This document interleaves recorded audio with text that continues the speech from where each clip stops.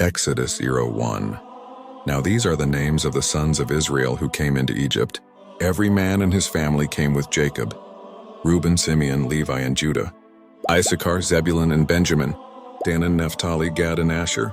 All the offspring of Jacob were 70 persons, and Joseph had come to Egypt before them.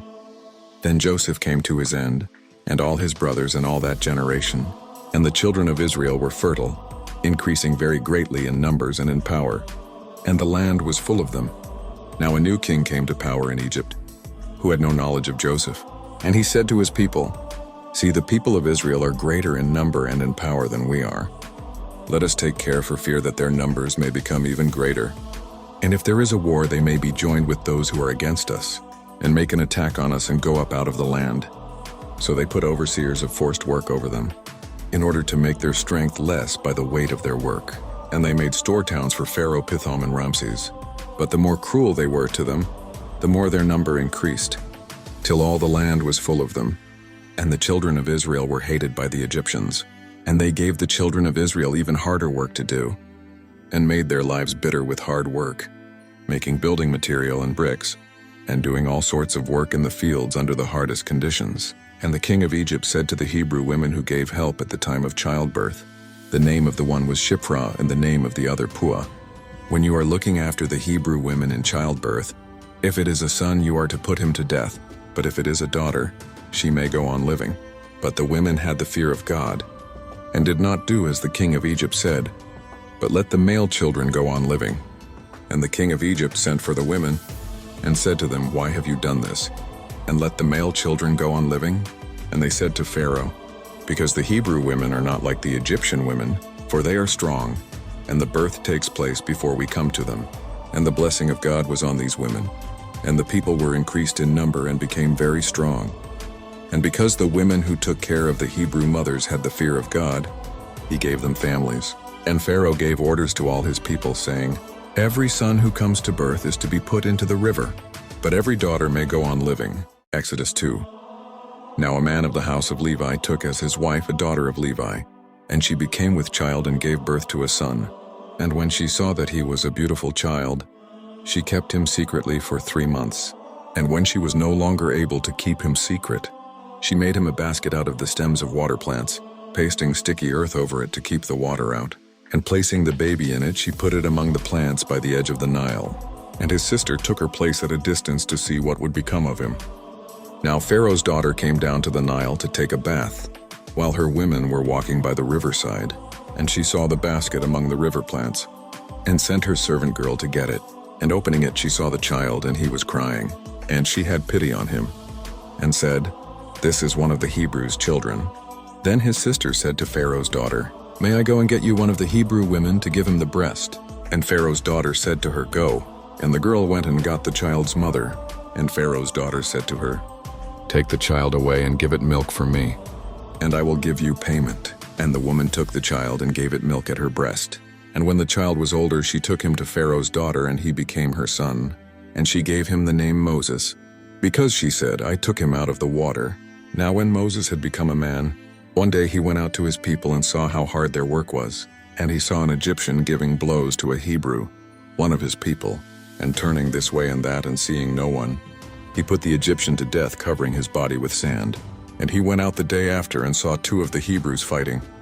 And he said to him who was in the wrong, "Why are you fighting your brother?" And he said, "Who made you a ruler and a judge over us? Are you going to put me to death as you did the Egyptian?" And Moses was in fear and said, "It is clear that the thing has come to light." Now when Pharaoh had news of this, he would have put Moses to death. But Moses went in flight from Pharaoh into the land of Midian, and he took his seat by a water spring. Now the priest of Midian had 7 daughters, and they came to get water for their father's flock. And the keepers of the sheep came up and were driving them away. But Moses got up and came to their help, watering their flock for them. And when they came to Reuel their father, he said, "How is it that you have come back so quickly today?"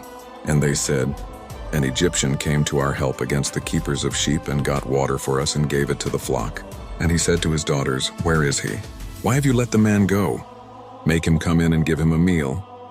And Moses was happy to go on living with the man, and he gave his daughter Zipporah to Moses. and she gave birth to a son to whom he gave the name Gershom, for he said, I have been living in a strange land. Now after a long time the king of Egypt came to his end, and the children of Israel were crying in their grief under the weight of their work. And their cry for help came to the ears of God, and at the sound of their weeping the agreement which God had made with Abraham and Isaac and Jacob came to his mind. And God's eyes were turned to the children of Israel, and he gave them the knowledge of himself. Exodus 3. Now Moses was looking after the flock of Jethro, his father-in-law, the priest of Midian, and he took the flock to the back of the wasteland and came to Horeb, the mountain of God. And the angel of the Lord was seen by him in a flame of fire, coming out of a thorn tree. And he saw that the tree was on fire, but it was not burned up. And Moses said, I will go and see this strange thing, why the tree is not burned up. And when the Lord saw him turning to one side to see, God said his name out of the tree, crying, Moses, Moses. And he said, Here am I. And he said, Do not come near. Take off your shoes from your feet, for the place where you are is holy. And he said, I am the God of your fathers, the God of Abraham, the God of Isaac, and the God of Jacob. And Moses kept his face covered for fear of looking on God. And God said, Truly I have seen the grief of my people in Egypt, and their cry because of their cruel masters has come to my ears. For I have knowledge of their sorrows, and I have come down to take them out of the hands of the Egyptians, guiding them out of that land into a good land and wide, into a land flowing with milk and honey, into the place of the Canaanite and the Hittite and the Amorite and the Perizzite and the Hivite and the Jebusite. For now truly the cry of the children of Israel has come to me, and I have seen the cruel behavior of the Egyptians to them. Come then, and I will send you to Pharaoh, so that you may take my people, the children of Israel, out of Egypt. And Moses said to God, Who am I to go to Pharaoh and take the children of Israel out of Egypt? And he said, Truly I will be with you, and this will be the sign to you that I have sent you. When you have taken the children of Israel out of Egypt, you will give worship to God on this mountain. And Moses said to God, When I come to the children of Israel and say to them, The God of your fathers has sent me to you, and they say to me, What is his name? What am I to say to them? And God said to him, I am what I am. And he said, Say to the children of Israel, I am has sent me to you.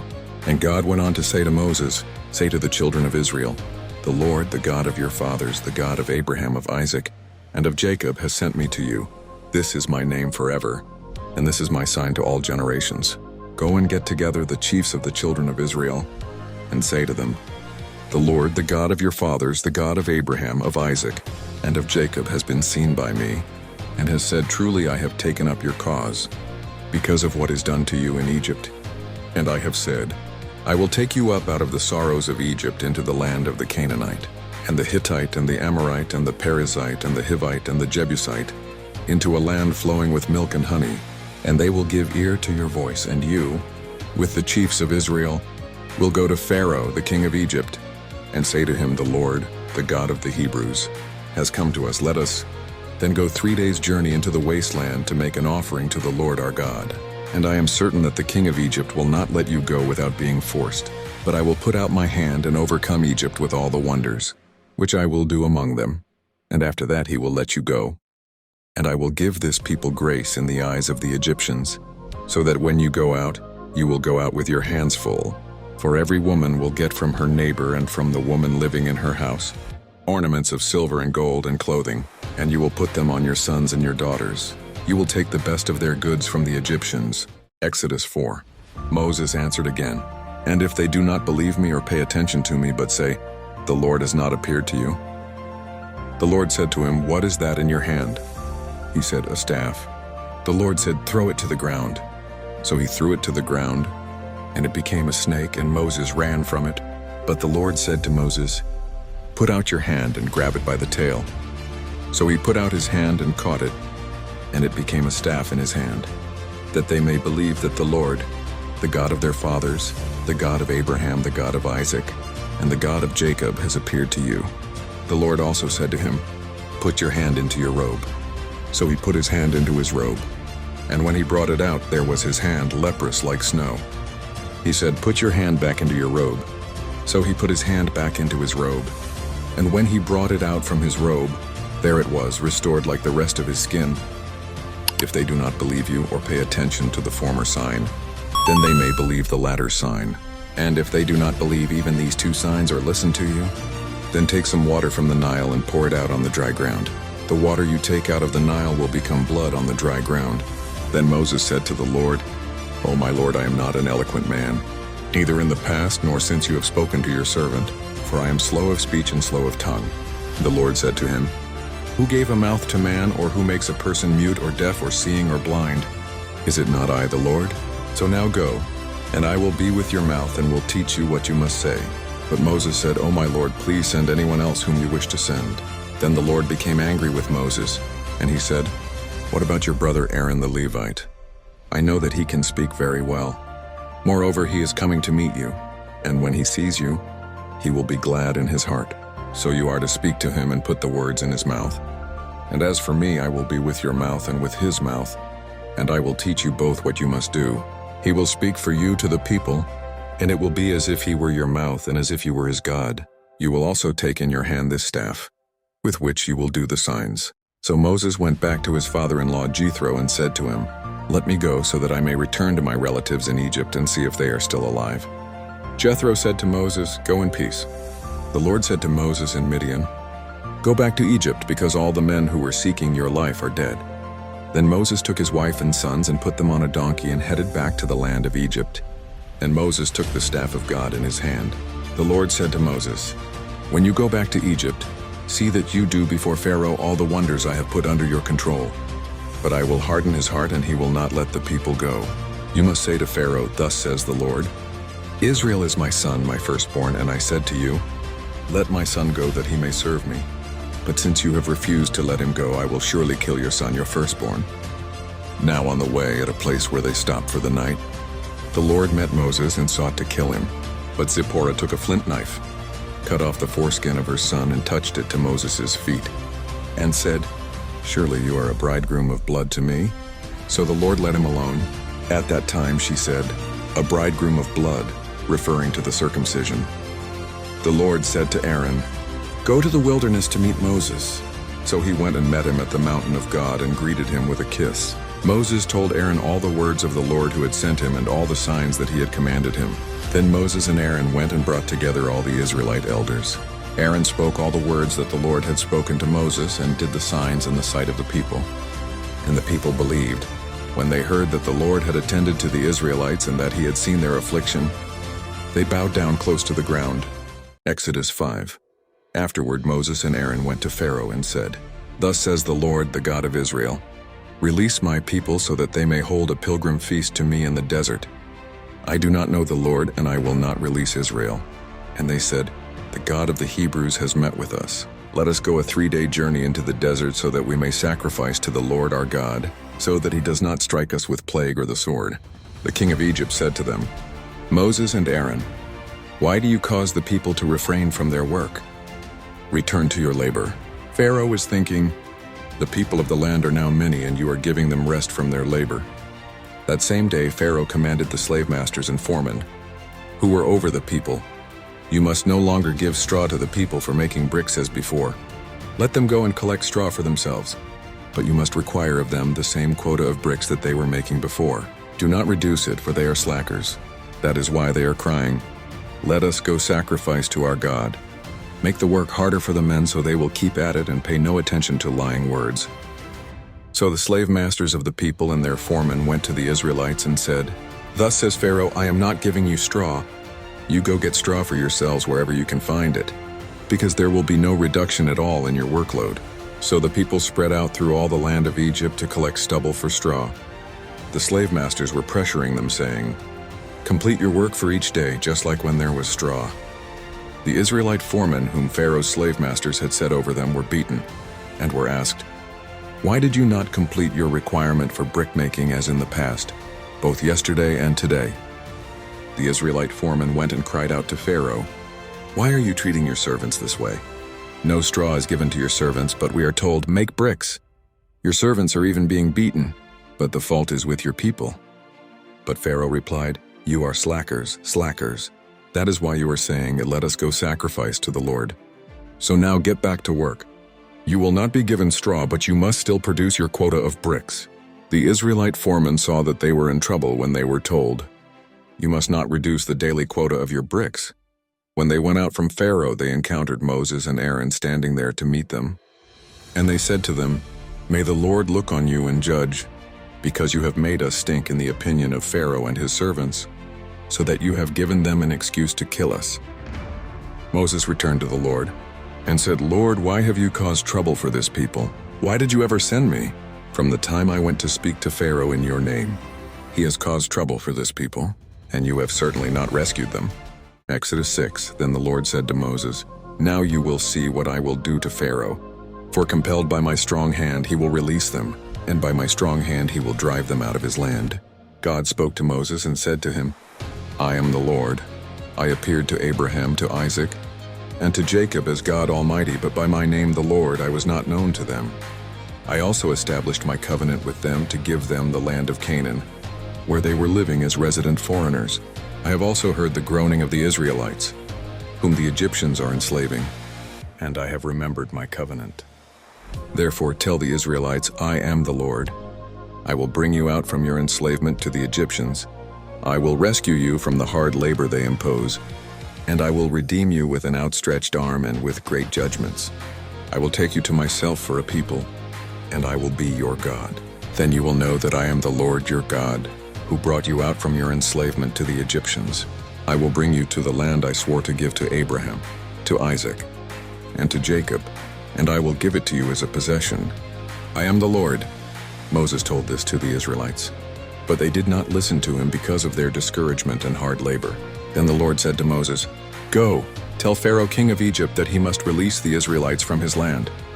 But Moses replied to the Lord, "If the Israelites did not listen to me, then how will Pharaoh listen to me, since I speak with difficulty?" The Lord spoke to Moses and Aaron and gave them a charge for the Israelites and Pharaoh king of Egypt to bring the Israelites out of the land of Egypt. These are the heads of their fathers' households.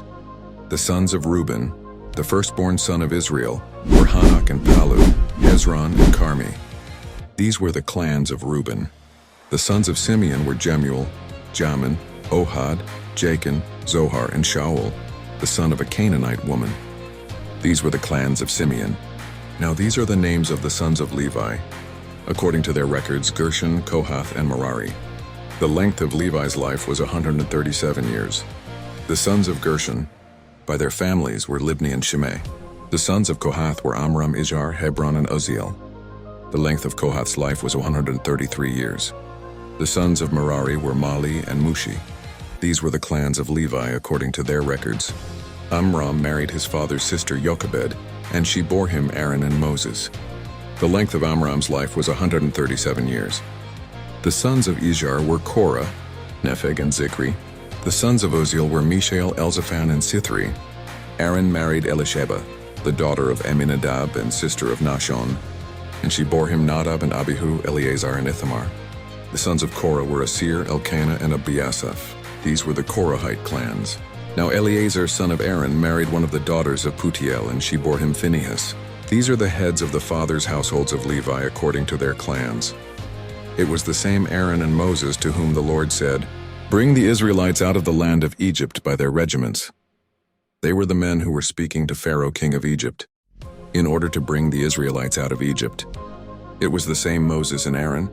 When the Lord spoke to Moses in the land of Egypt, he said to him, "I am the Lord. Tell Pharaoh king of Egypt all that I am telling you." But Moses said before the Lord, "Since I speak with difficulty, why should Pharaoh listen to me?" Exodus 7. Yahweh said to Moses, "Behold, I have made you as God to Pharaoh, and Aaron your brother shall be your prophet. You shall speak all that I command you, and Aaron your brother shall speak to Pharaoh, that he let the children of Israel go out of his land. I will harden Pharaoh's heart, and multiply my signs and my wonders in the land of Egypt. But Pharaoh will not listen to you, and I will lay my hand on Egypt, and bring forth my hosts, my people, the children of Israel, out of the land of Egypt by great judgments. The Egyptians shall know that I am Yahweh, when I stretch forth my hand on Egypt, and bring out the children of Israel from among them." Moses and Aaron did so. As Yahweh commanded them, so they did. Moses was 80 years old, and Aaron 83 years old when they spoke to Pharaoh. Yahweh spoke to Moses and to Aaron, saying, "When Pharaoh speaks to you, saying, 'Perform a miracle,' Then you shall tell Aaron, take your rod, and cast it down before Pharaoh that it become a serpent. Moses and Aaron went into Pharaoh, and they did so, as Yahweh had commanded. And Aaron cast down his rod before Pharaoh and before his servants, and it became a serpent. Then Pharaoh also called for the wise men and the sorcerers. They also, the magicians of Egypt, did in like manner with their enchantments, for they cast down every man his rod, and they became serpents. But Aaron's rod swallowed up their rods. Pharaoh's heart was hardened, and he didn't listen to them. As Yahweh had spoken, Yahweh said to Moses, Pharaoh's heart is stubborn. He refuses to let the people go. Go to Pharaoh in the morning. Behold, he goes out to the water, and you shall stand by the river's bank to meet him, and the rod which was turned to a serpent you shall take in your hand. You shall tell him, Yahweh, the God of the Hebrews, has sent me to you, saying, let my people go, that they may serve me in the wilderness. And, behold, until now you haven't listened. Thus says Yahweh, in this you shall know that I am Yahweh. Behold, I will strike with the rod that is in my hand on the waters which are in the river, and they shall be turned to blood. The fish that are in the river shall die, and the river shall become foul, and the Egyptians shall loathe to drink water from the river. Yahweh said to Moses, tell Aaron, take your rod, and stretch out your hand over the waters of Egypt, over their rivers, over their streams, and over their pools, and over all their ponds of water, that they may become blood. And there shall be blood throughout all the land of Egypt, both in vessels of wood and in vessels of stone. Moses and Aaron did so as Yahweh commanded, and he lifted up the rod and struck the waters that were in the river, in the sight of Pharaoh and in the sight of his servants. And all the waters that were in the river were turned to blood. The fish that were in the river died, and the river became foul, and the Egyptians couldn't drink water from the river, and the blood was throughout all the land of Egypt. The magicians of Egypt did in like manner with their enchantments, and Pharaoh's heart was hardened, and he didn't listen to them. As Yahweh had spoken, Pharaoh turned and went into his house, neither did he lay even this to heart. All the Egyptians dug round about the river for water to drink, for they couldn't drink of the water of the river. 7 days were fulfilled, after Yahweh had struck the river. Exodus 8. Yahweh spoke to Moses, go into Pharaoh and tell him, this is what Yahweh says, let my people go that they may serve me. If you refuse to let them go, behold, I will plague all your borders with frogs, and the river shall swarm with frogs, which shall go up and come into your house, and into your bedchamber, and on your bed, and into the house of your servants, and on your people, and into your ovens, and into your kneading troughs, and the frogs shall come up both on you, and on your people, and on all your servants. Yahweh said to Moses, tell Aaron, stretch forth your hand with your rod over the rivers, over the streams, and over the pools, and cause frogs to come up on the land of Egypt. Aaron stretched out his hand over the waters of Egypt, and the frogs came up and covered the land of Egypt. The magicians did in like manner with their enchantments, and brought up frogs on the land of Egypt.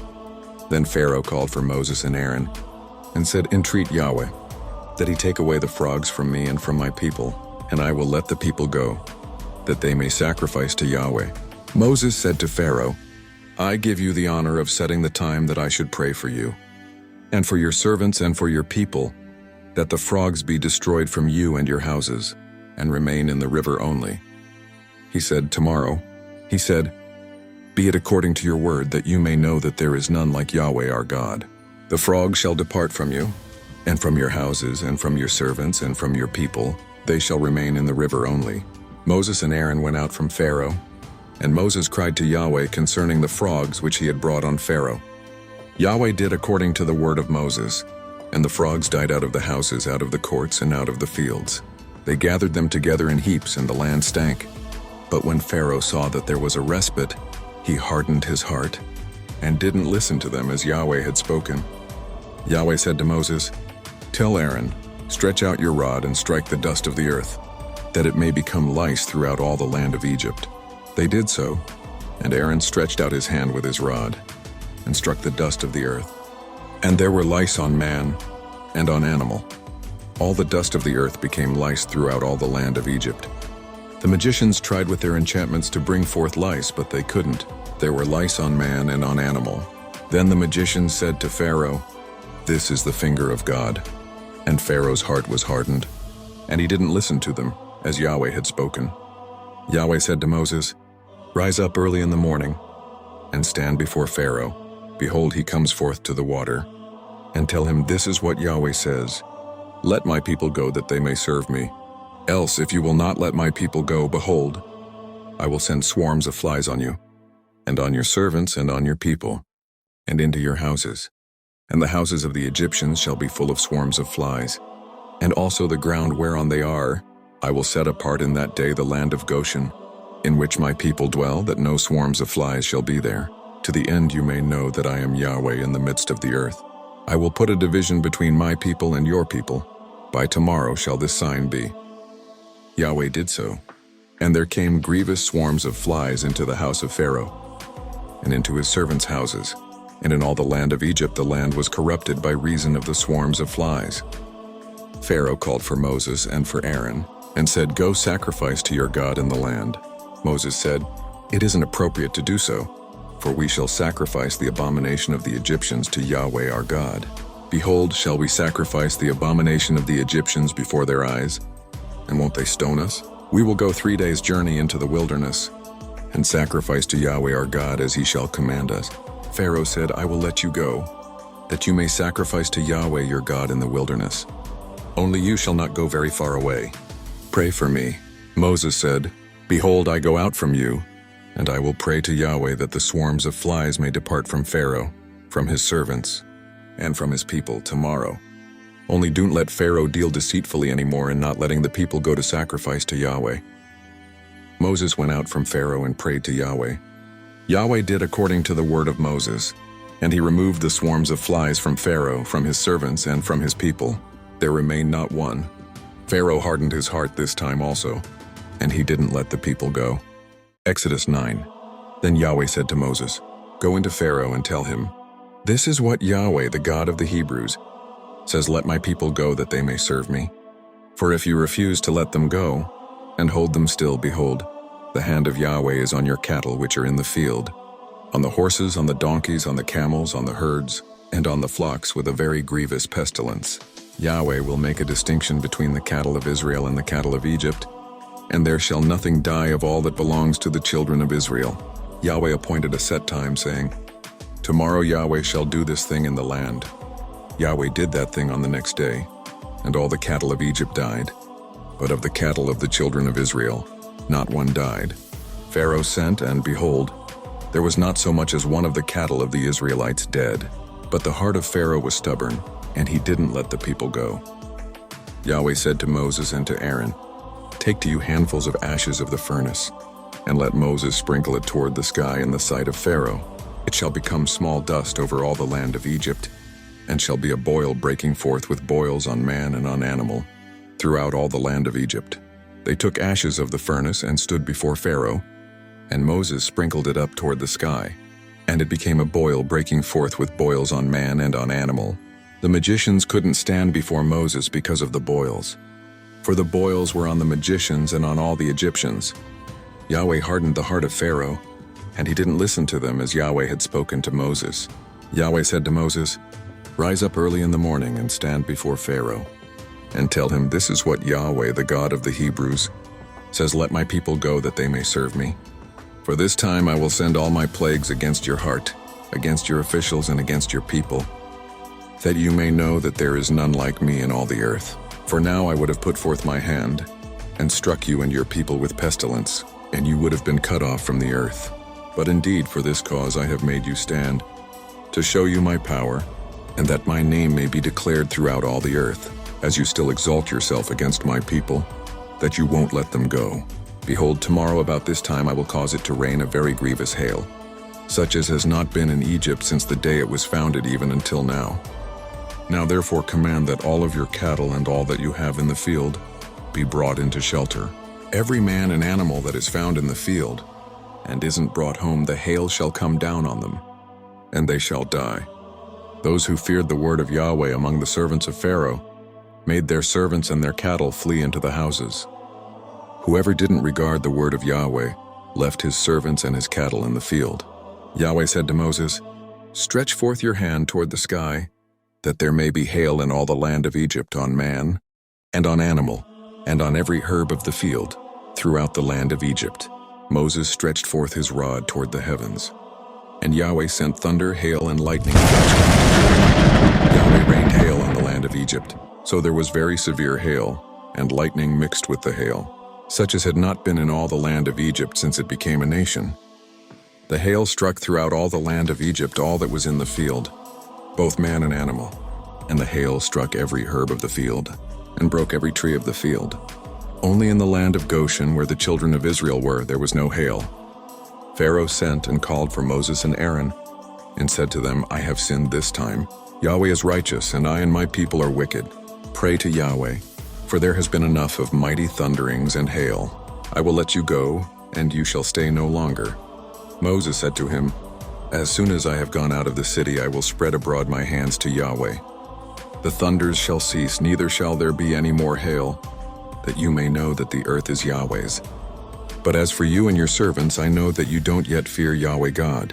The flax and the barley were struck, for the barley was in the ear, and the flax was in bloom. But the wheat and the spelt were not struck, for they had not grown up. Moses went out of the city from Pharaoh, and spread abroad his hands to Yahweh, and the thunders and hail ceased, and the rain was not poured on the earth. When Pharaoh saw that the rain and the hail and the thunders were ceased, he sinned yet more and hardened his heart, he and his servants. The heart of Pharaoh was hardened, and he didn't let the children of Israel go, just as Yahweh had spoken through Moses. Exodus 10. Yahweh said to Moses, Go into Pharaoh, for I have hardened his heart, and the heart of his servants, that I may show these my signs in the midst of them, and that you may tell in the hearing of your son, and of your son's son, what things I have done to Egypt, and my signs which I have done among them, that you may know that I am Yahweh. Moses and Aaron went into Pharaoh, and said to him, This is what Yahweh, the God of the Hebrews, says, How long will you refuse to humble yourself before me? Let my people go, that they may serve me. Or else, if you refuse to let my people go, behold, tomorrow I will bring locusts into your country, and they shall cover the surface of the earth, so that one won't be able to see the earth. They shall eat the residue of that which has escaped, which remains to you from the hail, and shall eat every tree which grows for you out of the field. Your houses shall be filled, and the houses of all your servants, and the houses of all the Egyptians, as neither your fathers nor your fathers' fathers have seen, since the day that they were on the earth to this day. He turned and went out from Pharaoh. Pharaoh's servants said to him, How long will this man be a snare to us? Let the men go, that they may serve Yahweh their God. Don't you yet know that Egypt is destroyed? Moses and Aaron were brought again to Pharaoh, and he said to them, Go, serve Yahweh your God. But who are those who will go? Moses said, We will go with our young and with our old, with our sons and with our daughters, with our flocks and with our herds will we go, for we must hold a feast to Yahweh. He said to them, Yahweh be with you if I will let you go with your little ones. See, evil is clearly before your faces. Not so. Go now, you who are men, and serve Yahweh, for that is what you desire. They were driven out from Pharaoh's presence. Yahweh said to Moses, Stretch out your hand over the land of Egypt for the locusts, that they may come up on the land of Egypt, and eat every herb of the land, even all that the hail has left. Moses stretched forth his rod over the land of Egypt, and Yahweh brought an east wind on the land all that day, and all the night. And when it was morning, the east wind brought the locusts. The locusts went up over all the land of Egypt, and rested in all the borders of Egypt. They were very grievous. Before them there were no such locusts as they, neither after them shall be such, for they covered the surface of the whole earth, so that the land was darkened, and they ate every herb of the land, and all the fruit of the trees which the hail had left. There remained nothing green, either tree or herb of the field, through all the land of Egypt. Then Pharaoh called for Moses and Aaron in haste, and he said, I have sinned against Yahweh your God and against you. Now therefore please forgive my sin again, and pray to Yahweh your God, that he may also take away from me this death. He went out from Pharaoh and prayed to Yahweh. Yahweh turned an exceeding strong west wind, which took up the locusts and drove them into the Red Sea. There remained not one locust in all the borders of Egypt. But Yahweh hardened Pharaoh's heart, and he didn't let the children of Israel go. Yahweh said to Moses, Stretch out your hand toward the sky, that there may be darkness over the land of Egypt, even darkness which may be felt, Moses stretched forth his hand toward the sky, and there was a thick darkness in all the land of Egypt 3 days. They didn't see one another, neither did anyone rise from his place for 3 days. But all the children of Israel had light in their dwellings. Pharaoh called to Moses and said, "Go serve Yahweh. Only let your flocks and your herds stay behind. Let your little ones also go with you." Moses said, "You must also give in to our hand sacrifices and burnt offerings, that we may sacrifice to Yahweh our God. Our cattle also shall go with us. There shall not a hoof be left behind, for of it we must take to serve Yahweh our God, and we don't know with what we must serve Yahweh until we come there." But Yahweh hardened Pharaoh's heart, and he wouldn't let them go. Pharaoh said to him, "Get away from me. Be careful to see my face no more. For in the day you see my face you shall die." Moses said, "You have spoken well. I will see your face again no more." Exodus 11. Yahweh said to Moses, "Yet one plague more will I bring on Pharaoh and on Egypt. Afterwards he will let you go. When he lets you go, he will surely thrust you out altogether. Speak now in the ears of the people, and let them ask every man of his neighbor and every woman of her neighbor, jewels of silver and jewels of gold." Yahweh gave the people favor in the sight of the Egyptians. Moreover, the man Moses was very great in the land of Egypt, in the sight of Pharaoh's servants and in the sight of the people. Moses said, "This is what Yahweh says. About midnight I will go out into the midst of Egypt, and all the firstborn in the land of Egypt shall die, from the firstborn of Pharaoh who sits on his throne, even to the firstborn of the maidservant who is behind the mill, and all the firstborn of cattle. There shall be a great cry throughout all the land of Egypt, such as there has not been, nor shall be any more. But against any of the children of Israel a dog won't even bark or move its tongue, against man or animal, that you may know that Yahweh makes a distinction between the Egyptians and Israel. All these your servants shall come down to me, and bow down themselves to me, saying, 'Get out, and all the people who follow you, and after that I will go out.'" He went out from Pharaoh in hot anger. Yahweh said to Moses, "Pharaoh won't listen to you, that my wonders may be multiplied in the land of Egypt." Moses and Aaron did all these wonders before Pharaoh, and Yahweh hardened Pharaoh's heart, and he didn't let the children of Israel go out of his land. Exodus 12. Yahweh spoke to Moses and Aaron in the land of Egypt, saying, "This month shall be to you the beginning of months. It shall be the first month of the year to you. Speak to all the congregation of Israel, saying, On the 10th day of this month they shall take to them every man a lamb, according to their fathers' houses, a lamb for a household. And if the household be too little for a lamb, then he and his neighbor next to his house shall take one according to the number of the souls. According to what everyone can eat, you shall make your count for the lamb. Your lamb shall be without blemish, a male a year old. You shall take it from the sheep, or from the goats, and you shall keep it until the 14th day of the same month. And the whole assembly of the congregation of Israel shall kill it at evening. They shall take some of the blood, and put it on the 2 side posts and on the lintel, on the houses in which they shall eat it. They shall eat the flesh in that night, roasted with fire and unleavened bread. They shall eat it with bitter herbs. Don't eat it raw, nor boiled at all with water, but roasted with fire, with its head, its legs, and its inner parts. You shall let nothing of it remain until the morning, but that which remains of it until the morning you shall burn with fire. This is how you shall eat it, with your loins girded, your shoes on your feet, and your staff in your hand, and you shall eat it in haste. It is Yahweh's Passover. For I will go through the land of Egypt in that night, and will strike all the firstborn in the land of Egypt, both man and animal. Against all the gods of Egypt I will execute judgments. I am Yahweh. The blood shall be to you for a token on the houses where you are. And when I see the blood, I will pass over you, and there shall no plague be on you to destroy you, when I strike the land of Egypt. This day shall be to you for a memorial, and you shall keep it a feast to Yahweh. Throughout your generations you shall keep it a feast by an ordinance forever. 7 days shall you eat unleavened bread. Even the first day you shall put away yeast out of your houses. For whoever eats leavened bread from the first day until the 7th day, that soul shall be cut off from Israel. In the first day there shall be to you a holy convocation, and in the 7th day a holy convocation. No manner of work shall be done in them, except that which every man must eat, that only may be done by you.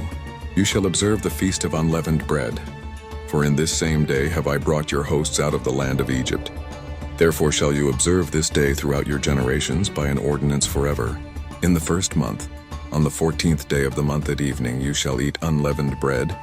Until the 21st day of the month at evening, 7 days shall there be no yeast found in your houses. For whoever eats that which is leavened, that soul shall be cut off from the congregation of Israel. Whether he be a foreigner, or one who is born in the land, you shall eat nothing leavened.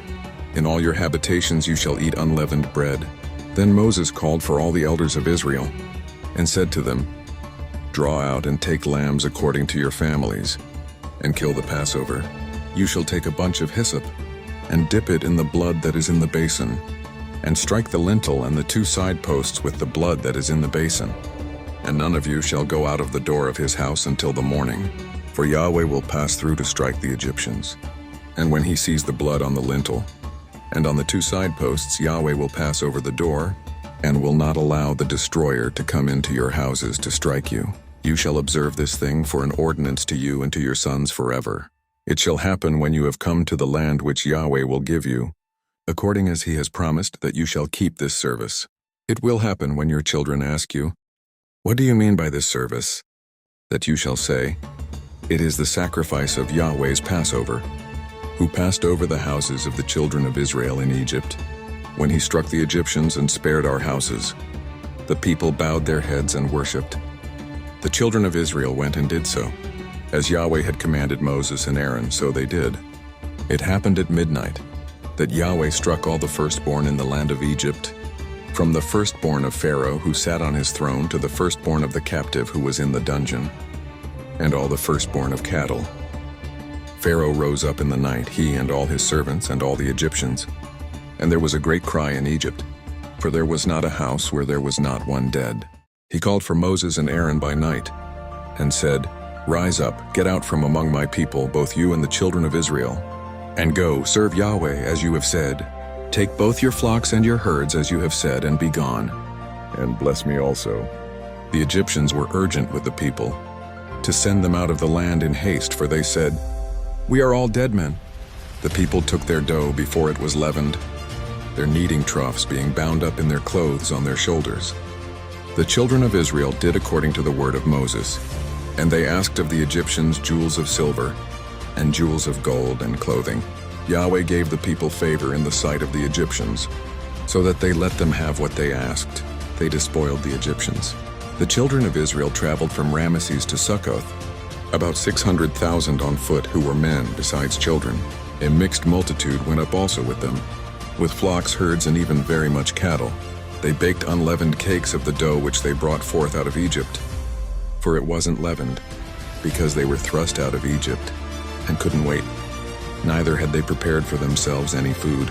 Now the time that the children of Israel lived in Egypt was 430 years.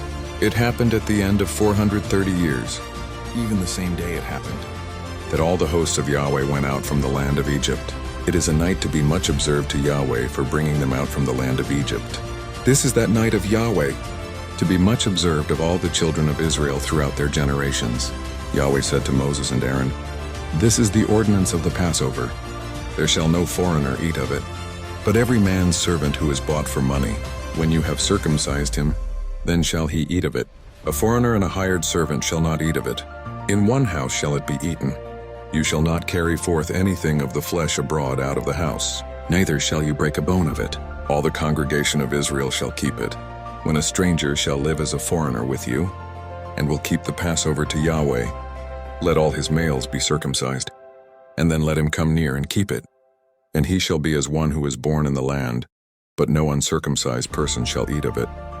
One law shall be to him who is born at home, and to the stranger who lives as a foreigner among you. Thus did all the children of Israel. As Yahweh commanded Moses and Aaron, so they did.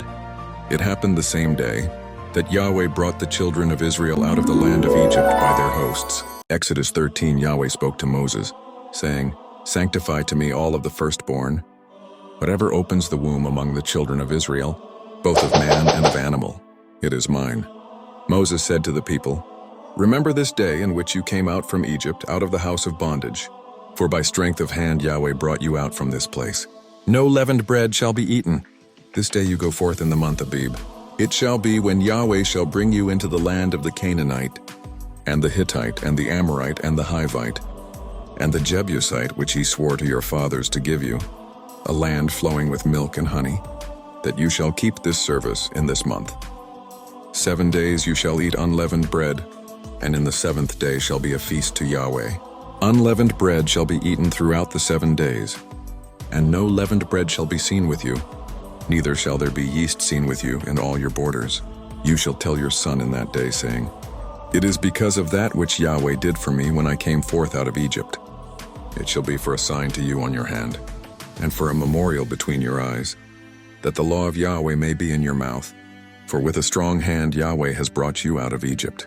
You shall therefore keep this ordinance in its season from year to year. It shall be, when Yahweh shall bring you into the land of the Canaanite, as he swore to you and to your fathers, and shall give it you, that you shall set apart to Yahweh all that opens the womb.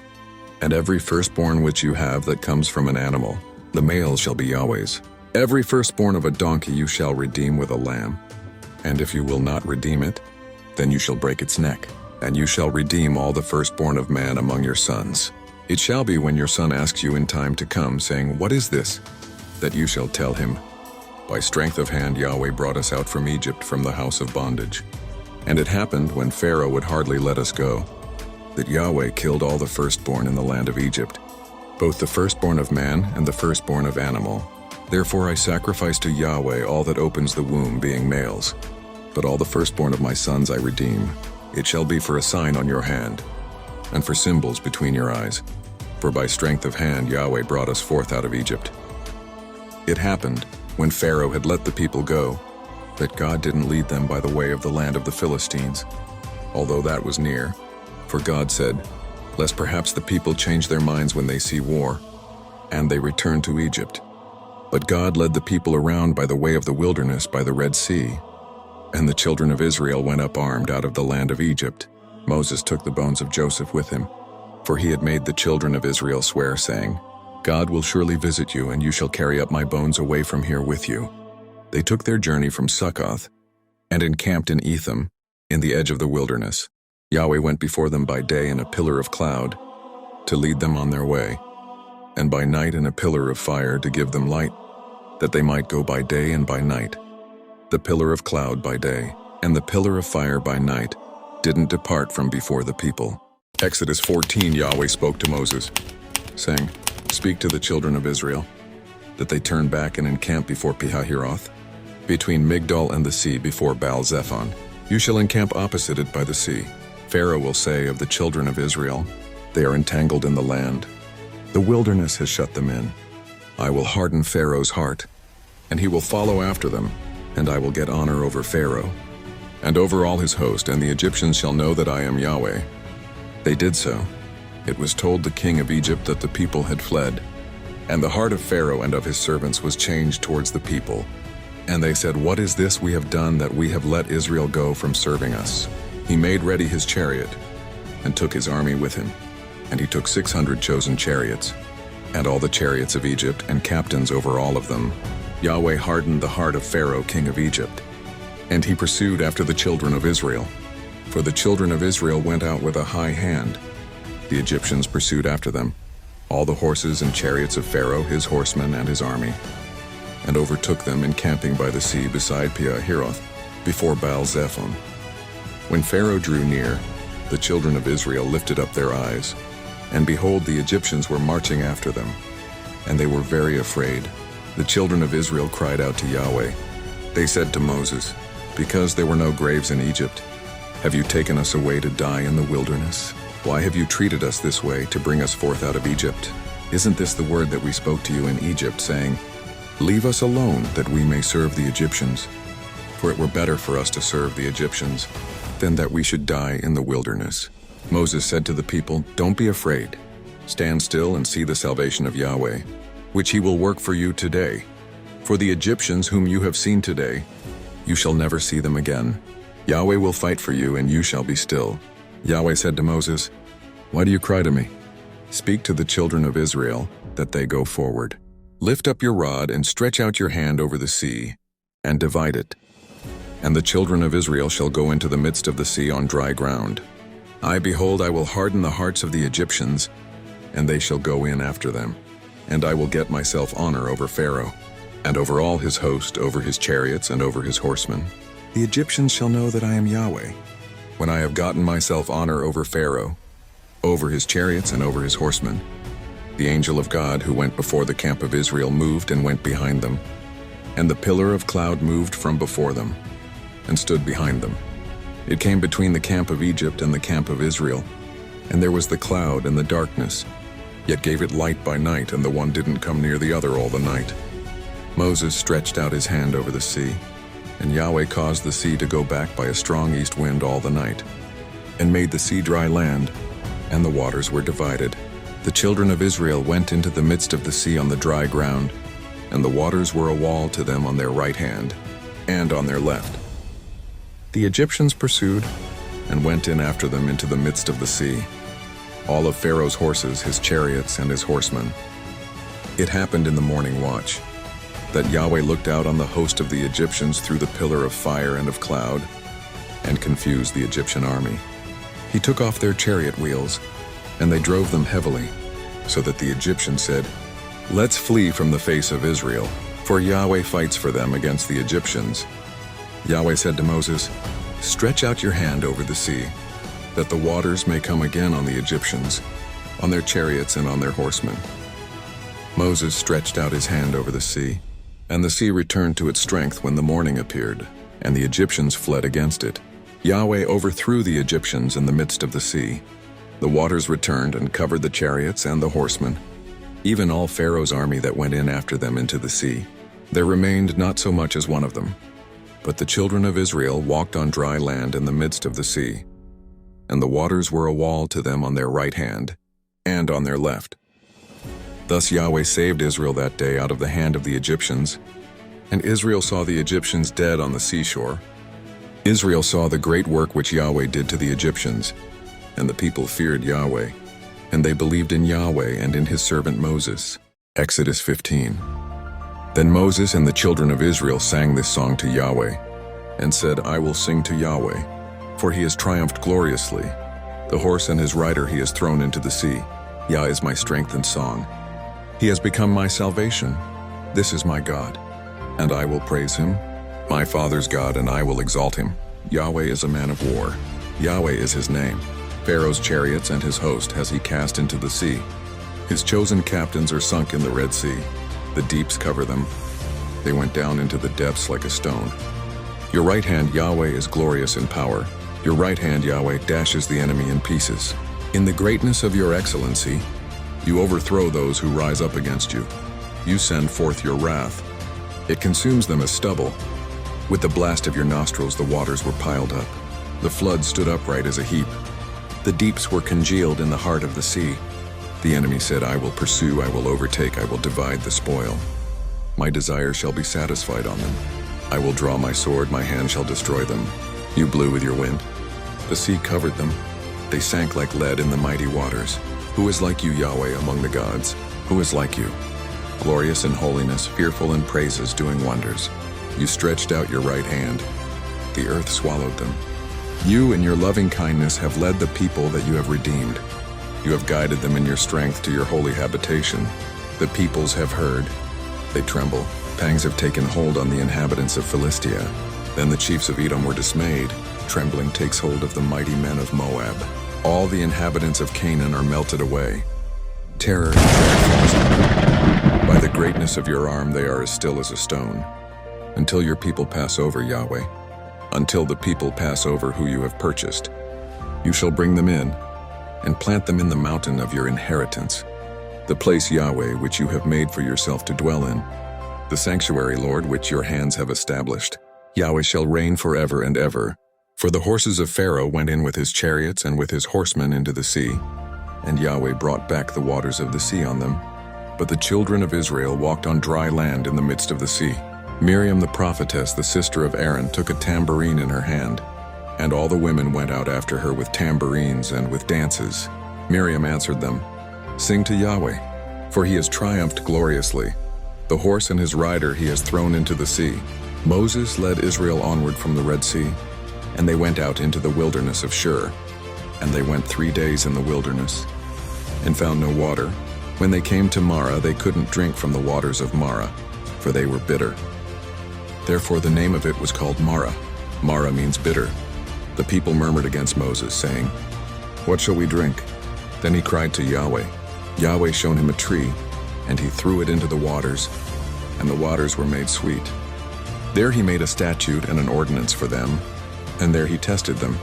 And he said, "If you will diligently listen to the voice of Yahweh your God, and will do that which is right in his eyes, and will pay attention to his commandments and keep all his statutes, I will put none of the diseases on you, which I have put on the Egyptians.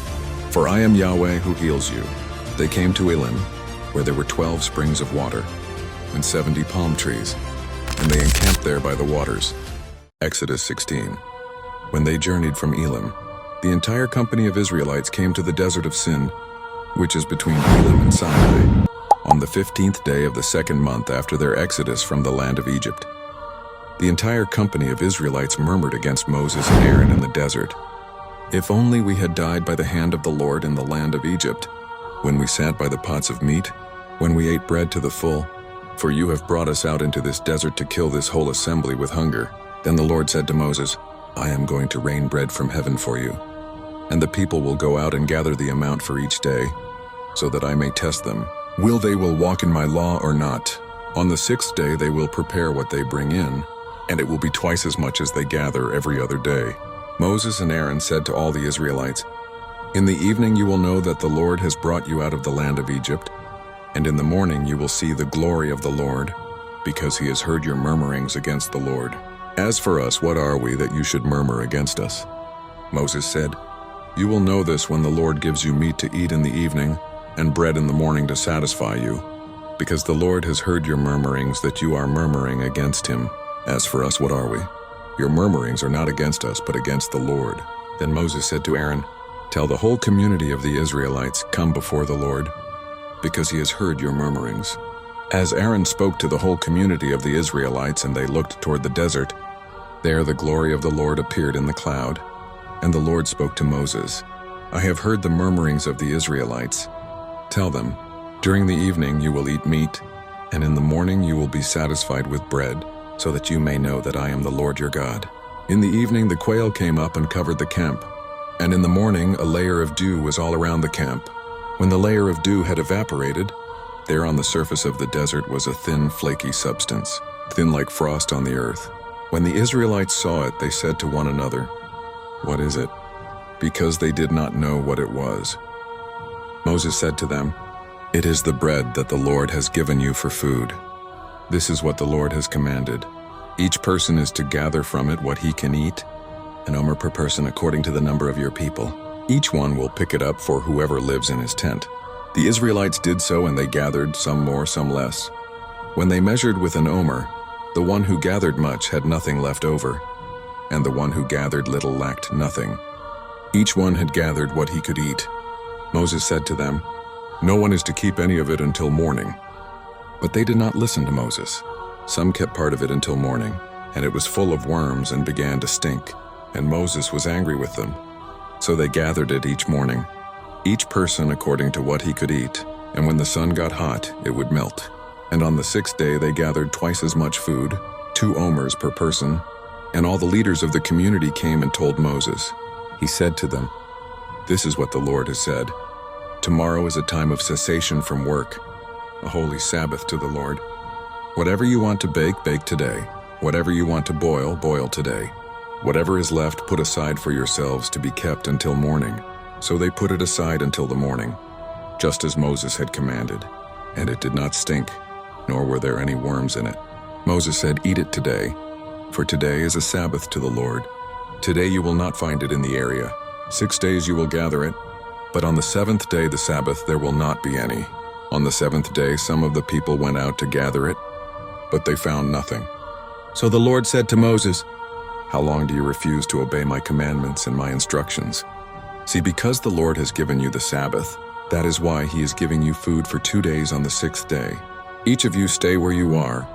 Let no one go out of his place on the 7th day." So the people rested on the 7th day. The house of Israel called its name manna. It was like coriander seed and was white, and it tasted like wafers with honey. Moses said, "This is what the Lord has commanded. Fill an omer with it to be kept for generations to come, so that they may see the food I fed you in the desert when I brought you out from the land of Egypt." Moses said to Aaron, "Take a jar and put in it an omer full of manna, and place it before the Lord to be kept for generations to come." Just as the Lord commanded Moses, so Aaron placed it before the testimony for safekeeping. Now the Israelites ate manna 40 years, until they came to a land that was inhabited. They ate manna until they came to the border of the land of Canaan. Now an omer is 1/10 of an ephah. Exodus 17.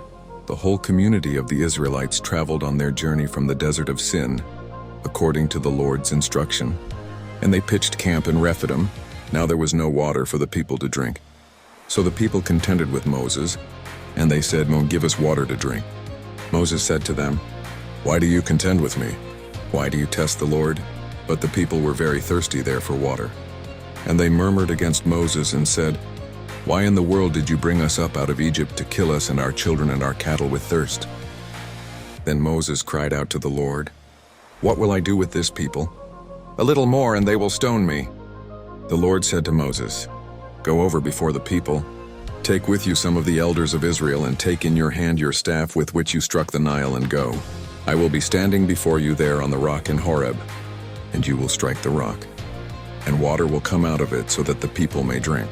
And Moses did so in plain view of the elders of Israel. He called the name of the place Massah and Meribah, because of the contending of the Israelites and because of their testing the Lord. And Sindiar, saying, "Is the Lord among us or not?" Amalek came and attacked Israel in Rephidim. So Moses said to Joshua, "Choose some of our men and go out, fight against Amalek. Tomorrow I will stand on top of the hill with the staff of God in my hand." So Joshua fought against Amalek just as Moses had instructed him. And Moses and Aaron and Hur went up to the top of the hill. Whenever Moses would raise his hands, then Israel prevailed. But whenever he would rest his hands, then Amalek prevailed. When the hands of Moses became heavy, they took a stone and put it under him. And Aaron and Hur held up his hands, one on one side and one on the other. And so his hands were steady until the sun went down. So Joshua destroyed Amalek and his army with the sword. The Lord said to Moses, "Write this as a memorial in the book, and rehearse it in Joshua's hearing, for I will surely wipe out the remembrance of Amalek from under heaven." Moses built an altar, and he called it "The Lord is my banner." For he said, "For a hand was lifted up to the throne of the Lord, that the Lord will have war with Amalek from generation to generation." Exodus 18. Jethro, the priest of Midian, Moses' father-in-law, heard about all that God had done for Moses and for his people Israel, that the Lord had brought Israel out of Egypt. Jethro, Moses' father-in-law, took Moses' wife Zipporah after he had sent her back, and her 2 sons, one of whom was named Gershom, for Moses had said, "I have been a foreigner in a foreign land," and the other Eleazar, for Moses had said, "The God of my father has been my help and delivered me from the sword of Pharaoh." Jethro, Moses' father-in-law, together with Moses' sons and his wife, came to Moses in the desert where he was camping by the mountain of God. He said to Moses, "I, your father-in-law Jethro, am coming to you, along with your wife and her 2 sons with her." Moses went out to meet his father-in-law and bowed down and kissed him. They each asked about the other's welfare, and then they went into the tent. Moses told his father-in-law all that the Lord had done to Pharaoh and to Egypt for Israel's sake, and all the hardship that had come on them along the way, and how the Lord had delivered them. Jethro rejoiced because of all the good that the Lord had done for Israel, whom he had delivered from the hand of Egypt. Jethro said, "Blessed be the Lord who has delivered you from the hand of Egypt, and from the hand of Pharaoh, who has delivered the people from the Egyptians' control. Now I know that the Lord is greater than all the gods, for in the thing in which they dealt proudly against them he has destroyed them." Then Jethro, Moses' father-in-law, brought a burnt offering and sacrifices for God, and Aaron and all the elders of Israel came to eat food with the father-in-law of Moses before God. On the next day Moses sat to judge the people, and the people stood around Moses from morning until evening. When Moses' father-in-law saw all that he was doing for the people, he said, "What is this that you are doing for the people? Why are you sitting by yourself? And all the people stand around you from morning until evening."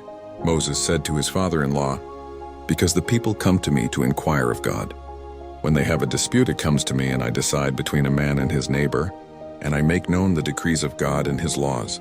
Moses' father-in-law said to him, "What you are doing is not good. You will surely wear out, both you and these people who are with you, for this is too heavy a burden for you. You are not able to do it by yourself.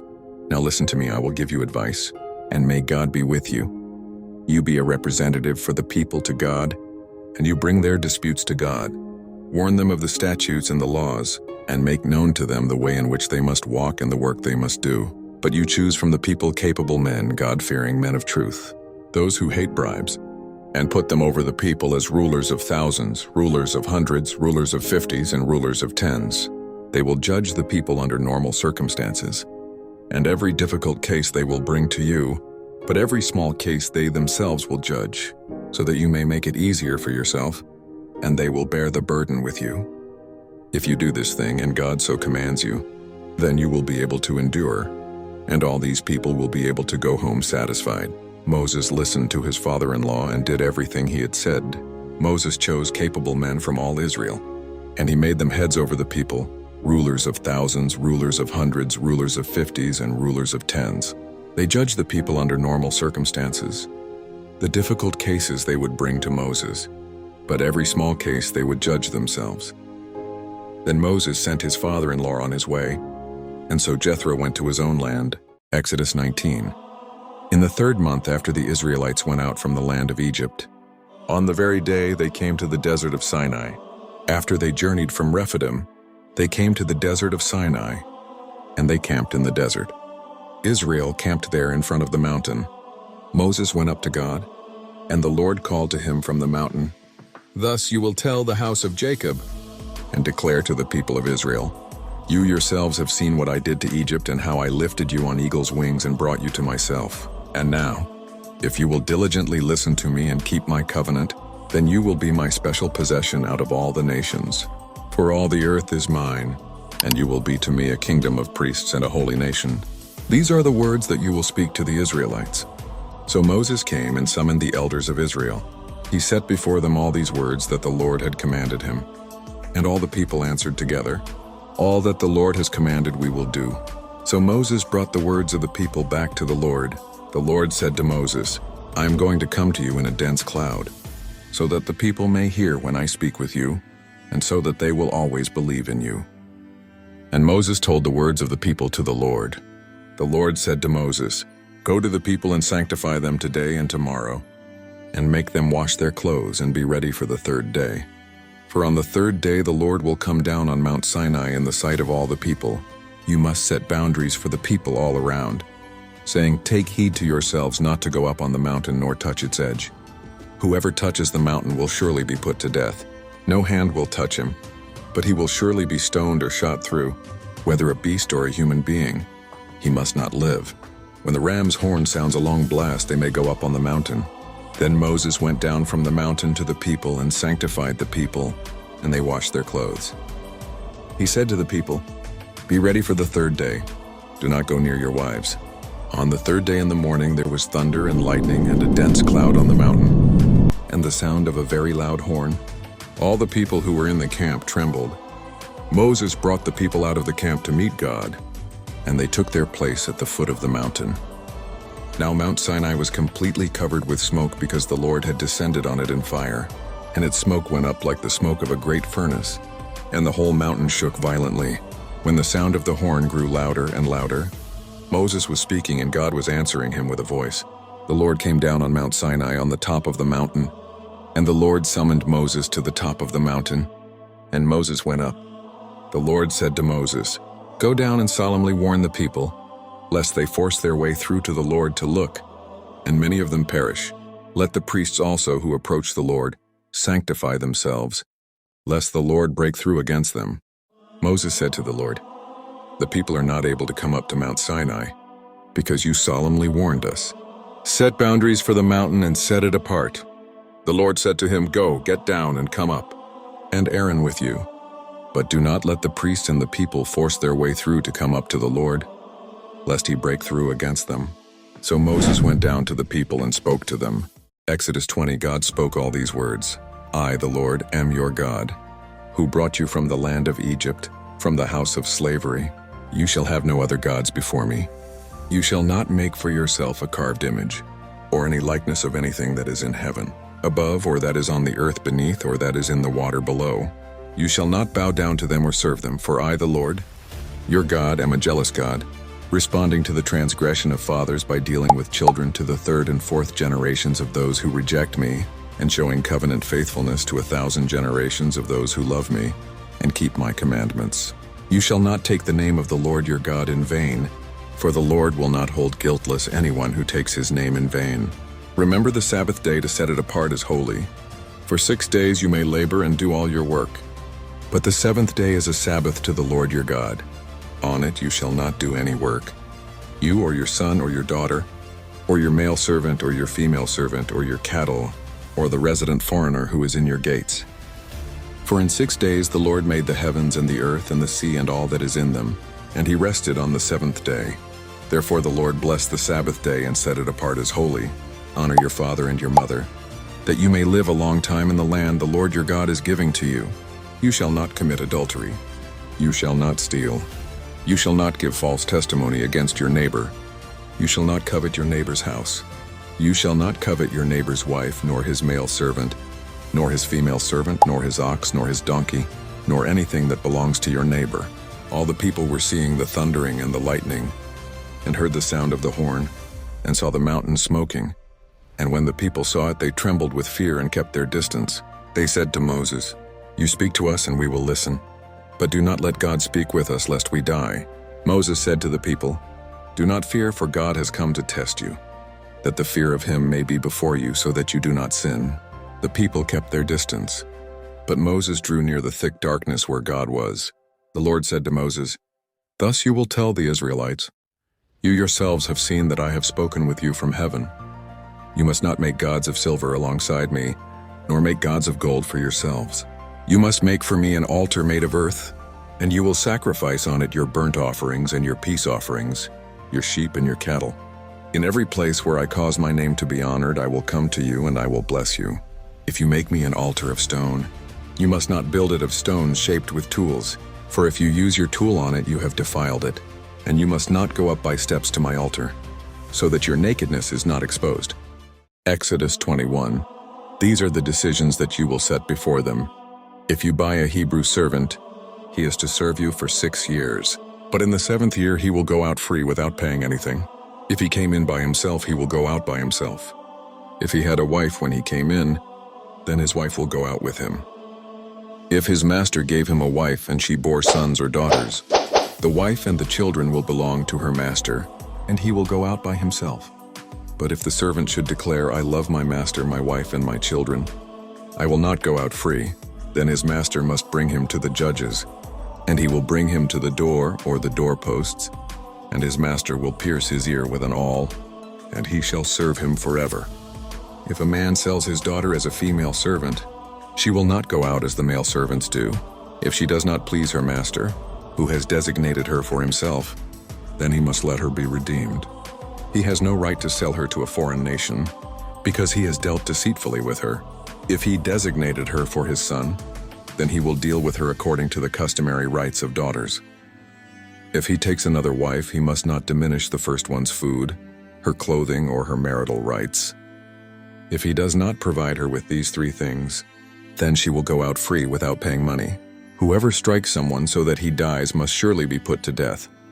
But if he does not do it with premeditation, but it happens by accident, then I will appoint for you a place where he may flee.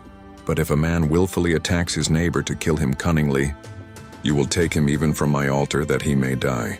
Whoever strikes his father or his mother must surely be put to death. Whoever kidnaps someone and sells him, or is caught still holding him, must surely be put to death. Whoever treats his father or his mother disgracefully must surely be put to death. If men fight and one strikes his neighbor with a stone or with his fist and he does not die, but must remain in bed, and then if he gets up and walks about outside on his staff, then the one who struck him is innocent, except he must pay for the injured person's loss of time and see to it that he is fully healed. If a man strikes his male servant or his female servant with a staff so that he or she dies as a result of the blow, he will surely be punished. However, if the injured servant survives 1 or 2 days, the owner will not be punished, for he has suffered the loss. If men fight and hit a pregnant woman and her child is born prematurely, but there is no serious injury, he will surely be punished in accordance with what the woman's husband demands of him, and he will pay what the court decides. But if there is serious injury, then you will give a life for a life, eye for eye, tooth for tooth, hand for hand, foot for foot, burn for burn, wound for wound, bruise for bruise. If a man strikes the eye of his male servant or his female servant so that he destroys it, he will let the servant go free as compensation for the eye. If he knocks out the tooth of his male servant or his female servant, he will let the servant go free as compensation for the tooth. If an ox gores a man or a woman so that either dies, then the ox must surely be stoned and its flesh must not be eaten, but the owner of the ox will be acquitted. But if the ox had the habit of goring and its owner was warned, and he did not take the necessary precautions, and then it killed a man or a woman, the ox must be stoned and the man must be put to death. If a ransom is set for him, then he must pay the redemption for his life according to whatever amount was set for him. If the ox gores a son or a daughter, the owner will be dealt with according to this rule. If the ox gores a male servant or a female servant, the owner must pay 30 shekels of silver, and the ox must be stoned. If a man opens a pit or if a man digs a pit and does not cover it, and an ox or a donkey falls into it, the owner of the pit must repay the loss. He must give money to its owner, and the dead animal will become his.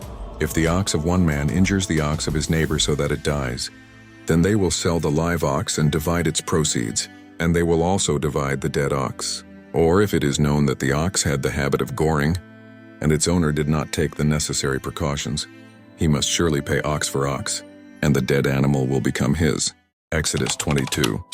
If a man steals an ox or a sheep and kills it or sells it, he must pay back 5 head of cattle for the ox, and 4 sheep for the 1 sheep. If a thief is caught breaking in and is struck so that he dies, there will be no blood guilt for him. If the sun has risen on him, then there is blood guilt for him. A thief must surely make full restitution. If he has nothing, then he will be sold for his theft. If the stolen item should in fact be found alive in his possession, whether it be an ox or a donkey or a sheep, he must pay back double. If a man grazes his livestock in a field or a vineyard, and he lets the livestock loose and they graze in the field of another man, he must make restitution from the best of his own field and the best of his own vineyard. If a fire breaks out and spreads to thorn bushes, so that stacked grain or standing grain or the whole field is consumed, the one who started the fire must surely make restitution. If a man gives his neighbor money or articles for safekeeping, and it is stolen from the man's house, if the thief is caught, he must repay double. If the thief is not caught, then the owner of the house will be brought before the judges to see whether he has laid his hand on his neighbor's goods. In all cases of illegal possessions, whether for an ox, a donkey, a sheep, a garment, or any kind of lost item, about which someone says, "This belongs to me," the matter of the 2 of them will come before the judges, and the one whom the judges declare guilty must repay double to his neighbor. If a man gives his neighbor a donkey or an ox or a sheep or any beast to keep, and it dies or is hurt or is carried away without anyone seeing it, then there will be an oath to the Lord between the 2 of them, that he has not laid his hand on his neighbor's goods, and its owner will accept this, and he will not have to pay, but if it was stolen from him, he will pay its owner. If it is torn in pieces, then he will bring it for evidence, and he will not have to pay for what was torn. If a man borrows an animal from his neighbor, and it is hurt or dies when its owner was not with it, the man who borrowed it will surely pay. If its owner was with it, he will not have to pay. If it was hired, what was paid for the hire covers it. If a man seduces a virgin who is not engaged and has sexual relations with her, he must surely endow her to be his wife. If her father refuses to give her to him, he must pay money for the bride price of virgins. You must not allow a sorceress to live. Whoever has sexual relations with a beast must surely be put to death. Whoever sacrifices to a god other than the Lord alone must be utterly destroyed. You must not wrong a foreigner nor oppress him, for you were foreigners in the land of Egypt. You must not afflict any widow or orphan. If you afflict them in any way and they cry to me, I will surely hear their cry, and my anger will burn and I will kill you with the sword. And your wives will be widows and your children will be fatherless. If you lend money to any of my people who are needy among you, do not be like a moneylender to him. Do not charge him interest. If you do take the garment of your neighbor in pledge, You must return it to him by the time the sun goes down, for it is his only covering. It is his garment for his body. What else can he sleep in? And when he cries out to me, I will hear, for I am gracious. You must not blaspheme God or curse the ruler of your people. Do not hold back offerings from your granaries or your vats. You must give me the firstborn of your sons. You must also do this for your oxen and for your sheep. 7 days they may remain with their mothers, but give them to me on the 8th day. You will be holy people to me. You must not eat any meat torn by animals in the field. You must throw it to the dogs. Exodus 23. You must not give a false report. Do not make common cause with the wicked to be a malicious witness. You must not follow a crowd in doing evil things. In a lawsuit, you must not offer testimony that agrees with the crowd so as to pervert justice. And you must not show partiality to a poor man in his lawsuit. If you encounter your enemy's ox or donkey wandering off, you must by all means return it to him. If you see the donkey of someone who hates you fallen under its load, you must not ignore him, but be sure to help him with it. You must not turn away justice for your poor people in their lawsuits. Keep your distance from a false charge. Do not kill the innocent and the righteous, for I will not justify the wicked. You must not accept a bribe, for a bribe blinds those who see and subverts the words of the righteous. You must not oppress a foreigner, since you know the life of a foreigner, for you were foreigners in the land of Egypt. For 6 years you are to sow your land and gather in its produce. But in the 7th year you must let it lie fallow and leave it alone so that the poor of your people may eat, and what they leave any animal in the field may eat. You must do likewise with your vineyard and your olive grove. For 6 days you are to do your work, but on the 7th day you must cease, in order that your ox and your donkey may rest and that your female servant's son and any hired help may refresh themselves. Pay attention to do everything I have told you, and do not even mention the names of other gods. Do not let them be heard on your lips. 3 times in the year you must make a pilgrim feast to me. You are to observe the feast of unleavened bread. 7 days you must eat bread made without yeast, as I commanded you at the appointed time of the month of Abib. For at that time you came out of Egypt. No one may appear before me empty-handed. You are also to observe the feast of harvest, the first fruits of your labors that you have sown in the field, and the feast of ingathering at the end of the year, when you have gathered in your harvest out of the field. At 3 times in the year all your males will appear before the Lord God. You must not offer the blood of my sacrifice with bread containing yeast. The fat of my festal sacrifice must not remain until morning. The first of the firstfruits of your soil you must bring to the house of the Lord your God. You must not cook a young goat in its mother's milk. I am going to send an angel before you to protect you as you journey and to bring you into the place that I have prepared. Take heed because of him and obey his voice. Do not rebel against him, for he will not pardon your transgressions, for my name is in him. But if you diligently obey him and do all that I command, then I will be an enemy to your enemies, and I will be an adversary to your adversaries. For my angel will go before you and bring you to the Amorites, the Hittites, the Perizzites, the Canaanites, the Hivites, and the Jebusites, and I will destroy them completely. You must not bow down to their gods. You must not serve them or do according to their practices. Instead, you must completely overthrow them and smash their standing stones to pieces. You must serve the Lord your God, and he will bless your bread and your water, and I will remove sickness from your midst. No woman will miscarry her young or be barren in your land. I will fulfill the number of your days. I will send my terror before you, and I will destroy all the people whom you encounter. I will make all your enemies turn their backs to you. I will send hornets before you that will drive out the Hivite, the Canaanite, and the Hittite before you. I will not drive them out before you in 1 year, lest the land become desolate and the wild animals multiply against you. Little by little I will drive them out before you, until you become fruitful and inherit the land.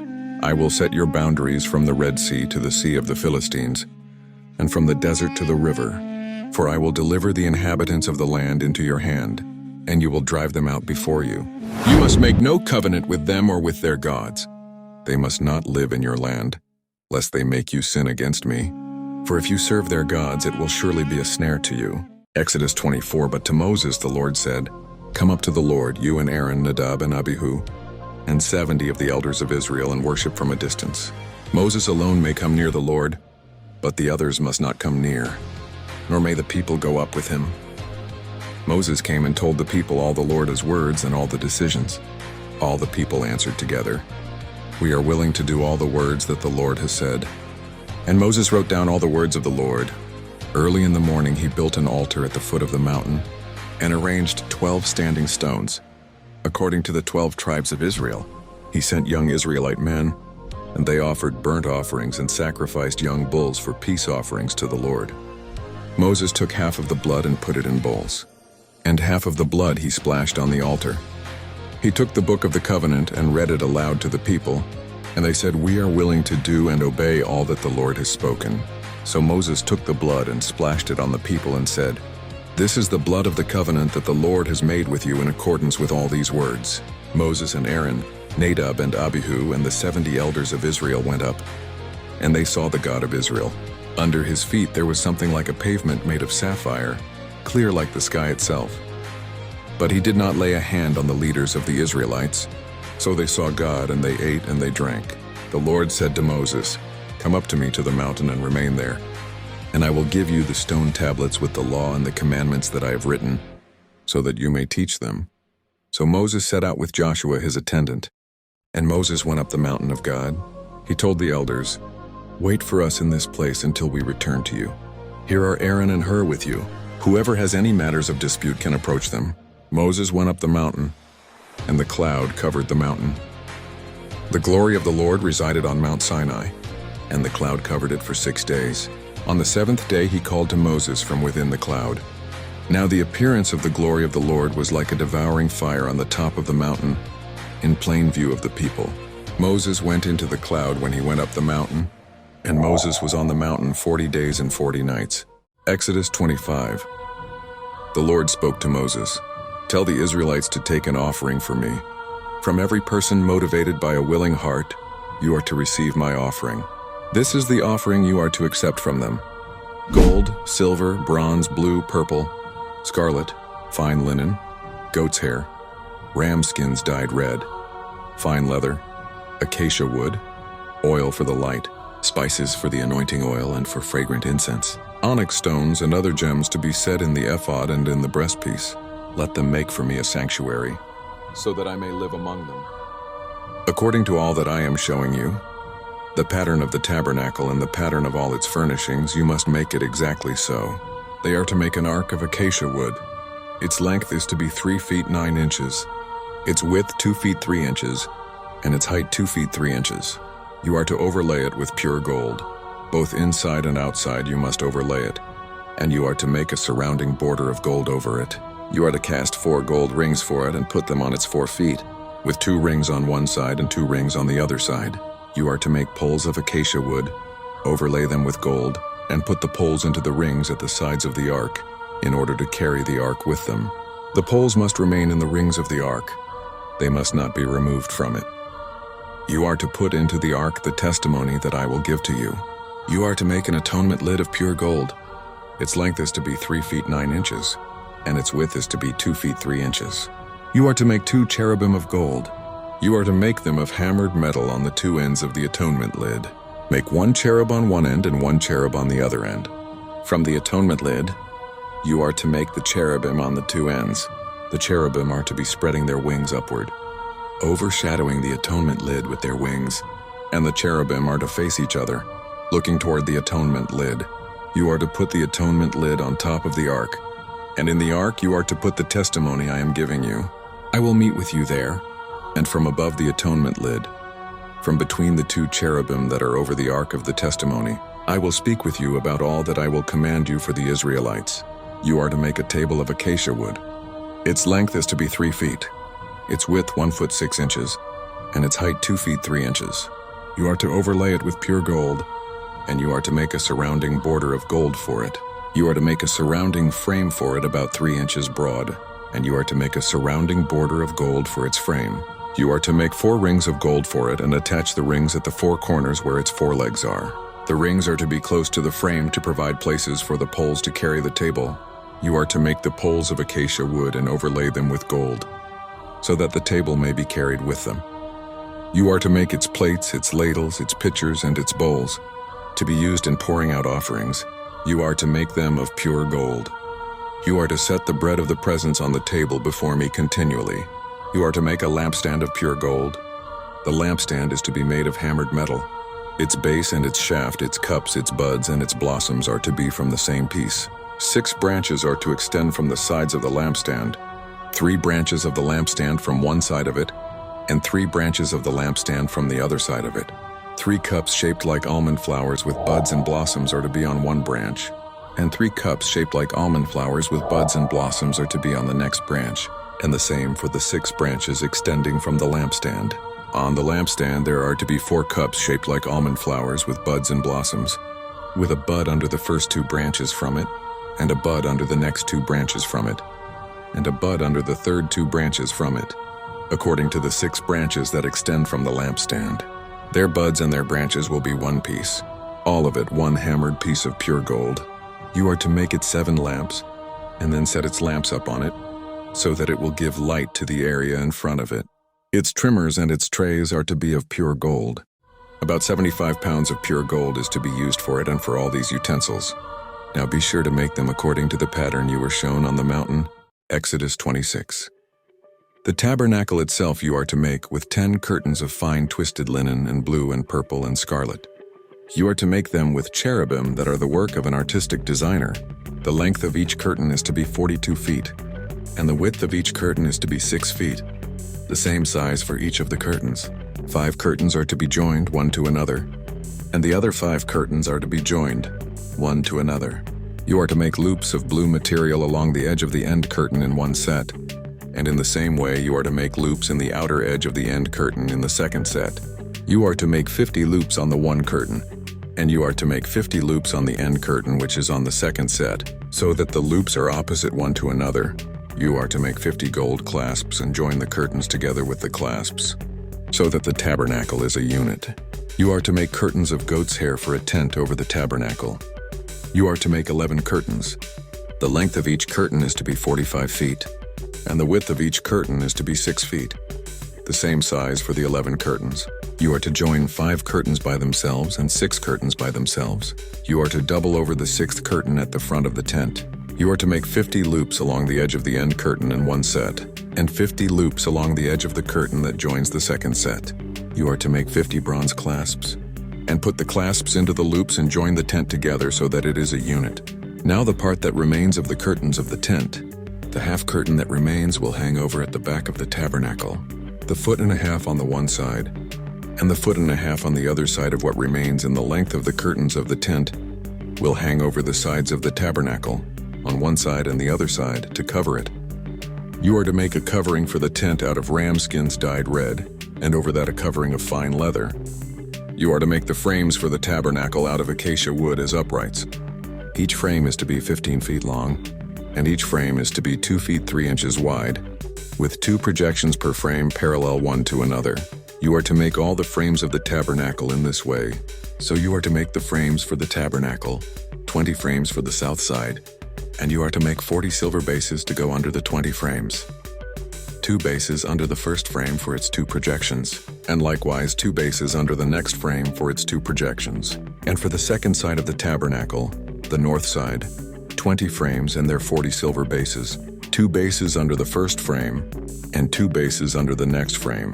And for the back of the tabernacle on the west you will make 6 frames. You are to make 2 frames for the corners of the tabernacle on the back. At the 2 corners they must be doubled at the lower end and finished together at the top in one ring. So it will be for both. So there are to be 8 frames and their silver bases, 16 bases, 2 bases under the first frame, and 2 bases under the next frame. You are to make bars of acacia wood, 5 for the frames on one side of the tabernacle, and 5 bars for the frames on the second side of the tabernacle, and 5 bars for the frames on the back of the tabernacle on the west.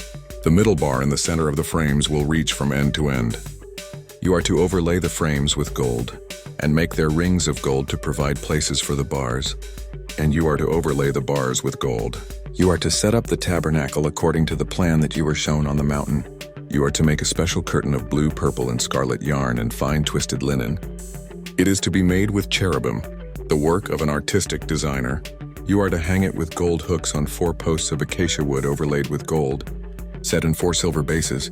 You are to hang this curtain under the clasps and bring the Ark of the Testimony in there behind the curtain. The curtain will make a division for you between the holy place and the most holy place. You are to put the atonement lid on the Ark of the Testimony in the most holy place. You are to put the table outside the curtain and the lampstand on the south side of the tabernacle, opposite the table, and you are to place the table on the north side. You are to make a hanging for the entrance of the tent of blue, purple, and scarlet yarn and fine twined linen, the work of an embroiderer. You are to make for the hanging 5 posts of acacia wood and overlay them with gold, and their hooks will be gold, and you are to cast 5 bronze bases for them. Exodus 27. You are to make the altar of acacia wood, 7 feet 6 inches long and 7 feet 6 inches wide. The altar is to be square, and its height is to be 4 feet 6 inches. You are to make its 4 horns on its 4 corners. Its horns will be part of it, and you are to overlay it with bronze. You are to make its pots for the ashes, its shovels, its tossing bowls, its meat hooks, and its fire pans. You are to make all its utensils of bronze. You are to make a grating for it, a network of bronze, and you are to make on the network 4 bronze rings on its 4 corners. You are to put it under the ledge of the altar below, so that the network will come halfway up the altar. You are to make poles for the altar, poles of acacia wood, and you are to overlay them with bronze. The poles are to be put into the rings, so that the poles will be on 2 sides of the altar when carrying it. You are to make the altar hollow out of boards, just as it was shown you on the mountain, so they must make it. You are to make the courtyard of the tabernacle. For the south side, there are to be hangings for the courtyard of fine twisted linen, 150 feet long for one side, with 20 posts and their 20 bronze bases, with the hooks of the posts and their bands of silver. Likewise for its length on the north side, there are to be hangings for 150 feet, with 20 posts and their 20 bronze bases, with silver hooks and bands on the posts. The width of the court on the west side is to be 75 feet with hangings, with their 10 posts and their 10 bases. The width of the court on the east side toward the sunrise is to be 75 feet. The hangings on one side of the gate are to be 22.5 feet long, with their 3 posts and their 3 bases. On the second side, there are to be hangings 22.5 feet long, with their 3 posts and their 3 bases. For the gate of the courtyard, there is to be a curtain of 30 feet, of blue, purple, and scarlet yarn and fine twined linen, the work of an embroiderer, with 4 posts and their 4 bases. All the posts around the courtyard are to have silver bands. Their hooks are to be silver, and their base is bronze. The length of the courtyard is to be 150 feet, and the width 75 feet. And the height of the fine twisted linen hangings is to be 7.5 feet, with their bronze bases. All the utensils of the tabernacle used in all its service, all its tent pegs, and all the tent pegs of the courtyard are to be made of bronze. You are to command the Israelites that they bring to you pure oil of pressed olives for the light, so that the lamps will burn regularly. In the tent of meeting outside the curtain that is before the testimony, Aaron and his sons are to arrange it from evening to morning before the Lord. This is to be a lasting ordinance among the Israelites for generations to come. Exodus 28. And you, bring near to you your brother Aaron and his sons with him from among the Israelites, so that they may minister as my priests. Aaron, Nadab, and Abihu, Eleazar, and Ithamar, Aaron's sons. You must make holy garments for your brother Aaron, for glory and for beauty. You are to speak to all who are specially skilled, whom I have filled with the spirit of wisdom, so that they may make Aaron's garments to set him apart to minister as my priest. Now these are the garments that they are to make: a breastpiece, an ephod, a robe, a fitted tunic, a turban, and a sash. They are to make holy garments for your brother Aaron and for his sons, that they may minister as my priests. The artisans are to use the gold, blue, purple, scarlet, and fine linen. They are to make the ephod of gold, blue, purple, scarlet, and fine twisted linen, the work of an artistic designer. It is to have 2 shoulder pieces attached to 2 of its corners, so it can be joined together. The artistically woven waistband of the ephod that is on it is to be like it, of 1 piece with the ephod of gold, blue, purple, scarlet, and fine twisted linen. You are to take 2 onyx stones and engrave on them the names of the sons of Israel, 6 of their names on 1 stone, and the 6 remaining names on the 2nd stone, according to the order of their birth. You are to engrave the 2 stones with the names of the sons of Israel with the work of an engraver in stone, like the engravings of a seal. You are to have them set in gold filigree settings. You are to put the 2 stones on the shoulders of the ephod, stones of memorial for the sons of Israel. And Aaron will bear their names before the Lord on his 2 shoulders for a memorial. You are to make filigree settings of gold and 2 braided chains of pure gold, like a cord, and attach the chains to the settings. You are to make a breastpiece for use in making decisions, the work of an artistic designer. You are to make it in the same fashion as the ephod. You are to make it of gold, blue, purple, scarlet, and fine twisted linen. It is to be square when doubled, 9 inches long and 9 inches wide.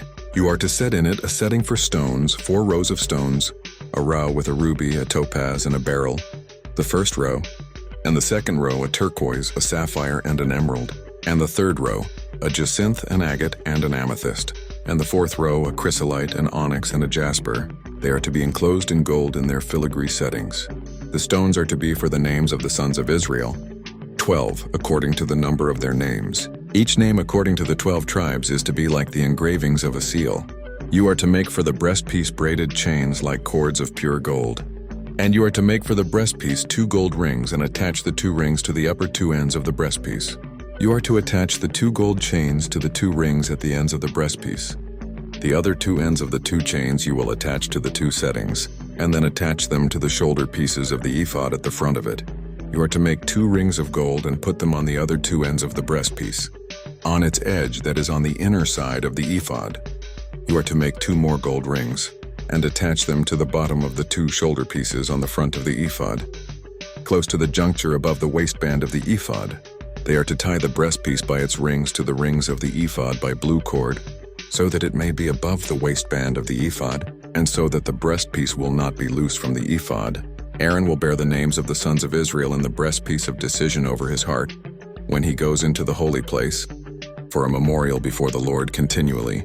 You are to put the Urim and the Thummim into the breastpiece of decision, and they are to be over Aaron's heart when he goes in before the Lord. Aaron is to bear the decisions of the Israelites over his heart, before the Lord continually.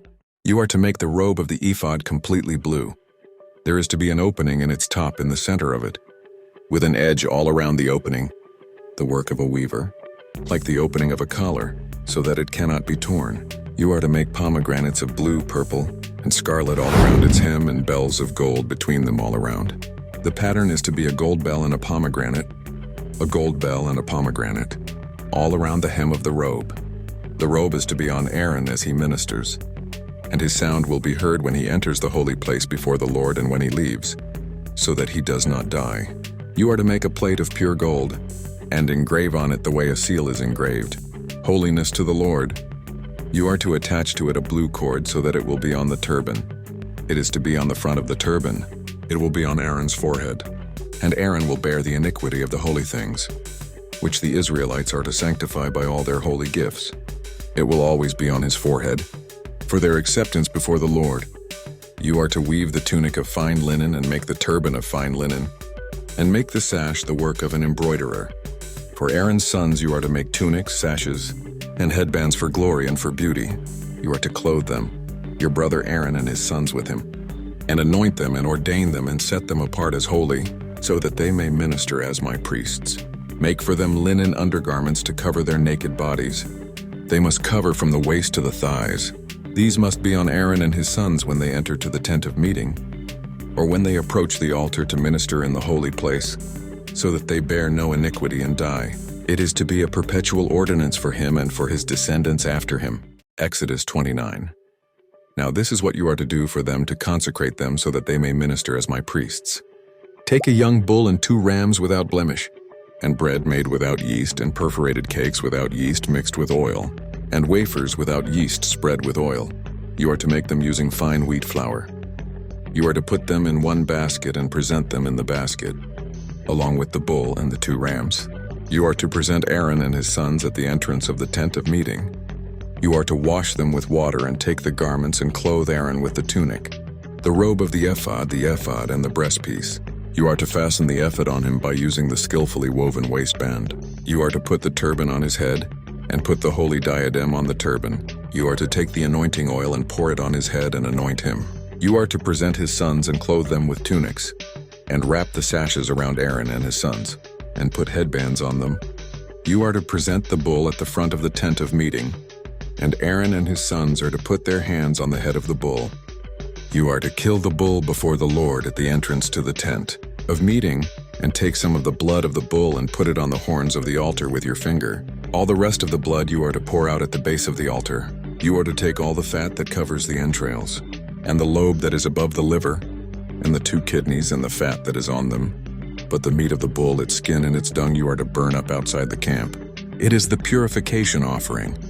You are to take 1 ram, and Aaron and his sons are to lay their hands on the ram's head, and you are to kill the ram and take its blood and splash it all around on the altar. Then you are to cut the ram into pieces, and wash the entrails and its legs, and put them on its pieces and on its head, and burn the whole ram on the altar. It is a burnt offering to the Lord, a soothing aroma. It is an offering made by fire to the Lord. You are to take the 2nd ram, and Aaron and his sons are to lay their hands on the ram's head, and you are to kill the ram, and take some of its blood and put it on the tip of the right ear of Aaron, on the tip of the right ear of his sons, on the thumb of their right hand, and on the big toe of their right foot, and then splash the blood all around on the altar.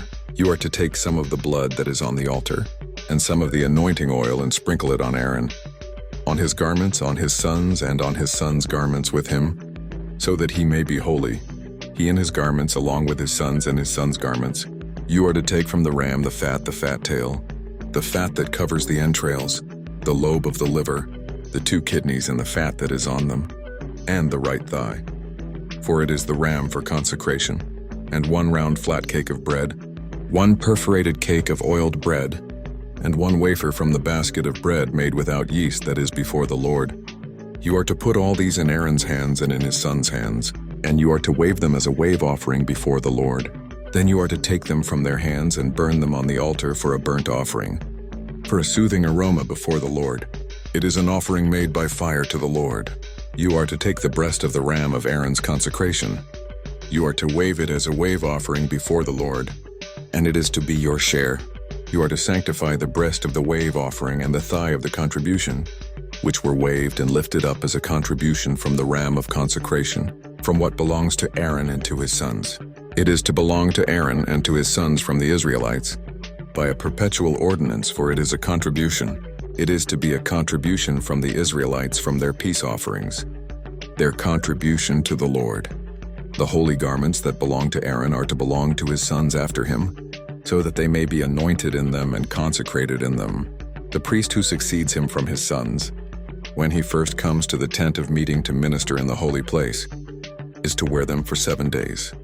You are to take the ram of the consecration and cook its meat in a holy place.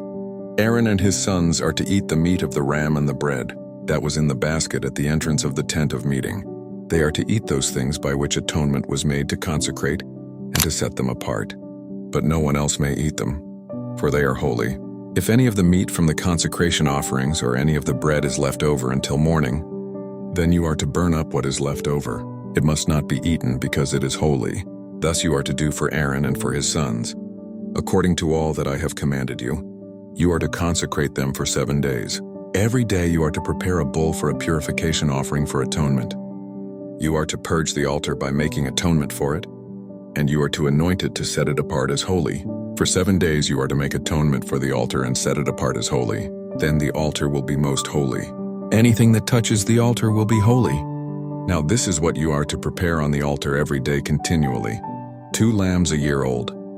The first lamb you are to prepare in the morning, and the second lamb you are to prepare around sundown.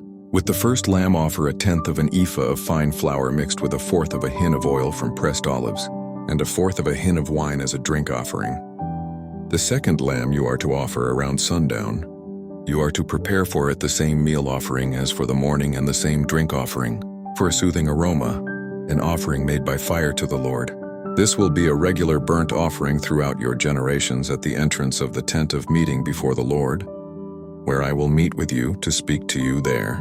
There I will meet with the Israelites, and it will be set apart as holy by my glory. So I will set apart as holy the tent of meeting and the altar, and I will set apart as holy Aaron and his sons, that they may minister as priests to me. I will reside among the Israelites, and I will be their God, and they will know that I am the Lord their God, who brought them out from the land of Egypt, so that I may reside among them. I am the Lord their God. Exodus 30. You are to make an altar for burning incense. You are to make it of acacia wood. Its length is to be 1.5 feet and its width 1.5 feet. It will be square. Its height is to be 3 feet, with its horns of one piece with it. You are to overlay it with pure gold, its top, its 4 walls, and its horns, and make a surrounding border of gold for it. You are to make 2 gold rings for it under its border, on its 2 flanks. You are to make them on its 2 sides. The rings will be places for poles to carry it with. You are to make the poles of acacia wood and overlay them with gold. You are to put it in front of the curtain that is before the ark of the testimony, before the atonement lid that is over the testimony, where I will meet you. Aaron is to burn sweet incense on it morning by morning. When he attends to the lamps, he is to burn incense. When Aaron sets up the lamps around sundown, he is to burn incense on it. It is to be a regular incense offering before the Lord throughout your generations. You must not offer strange incense on it, nor burnt offering, nor meal offering, and you must not pour out a drink offering on it.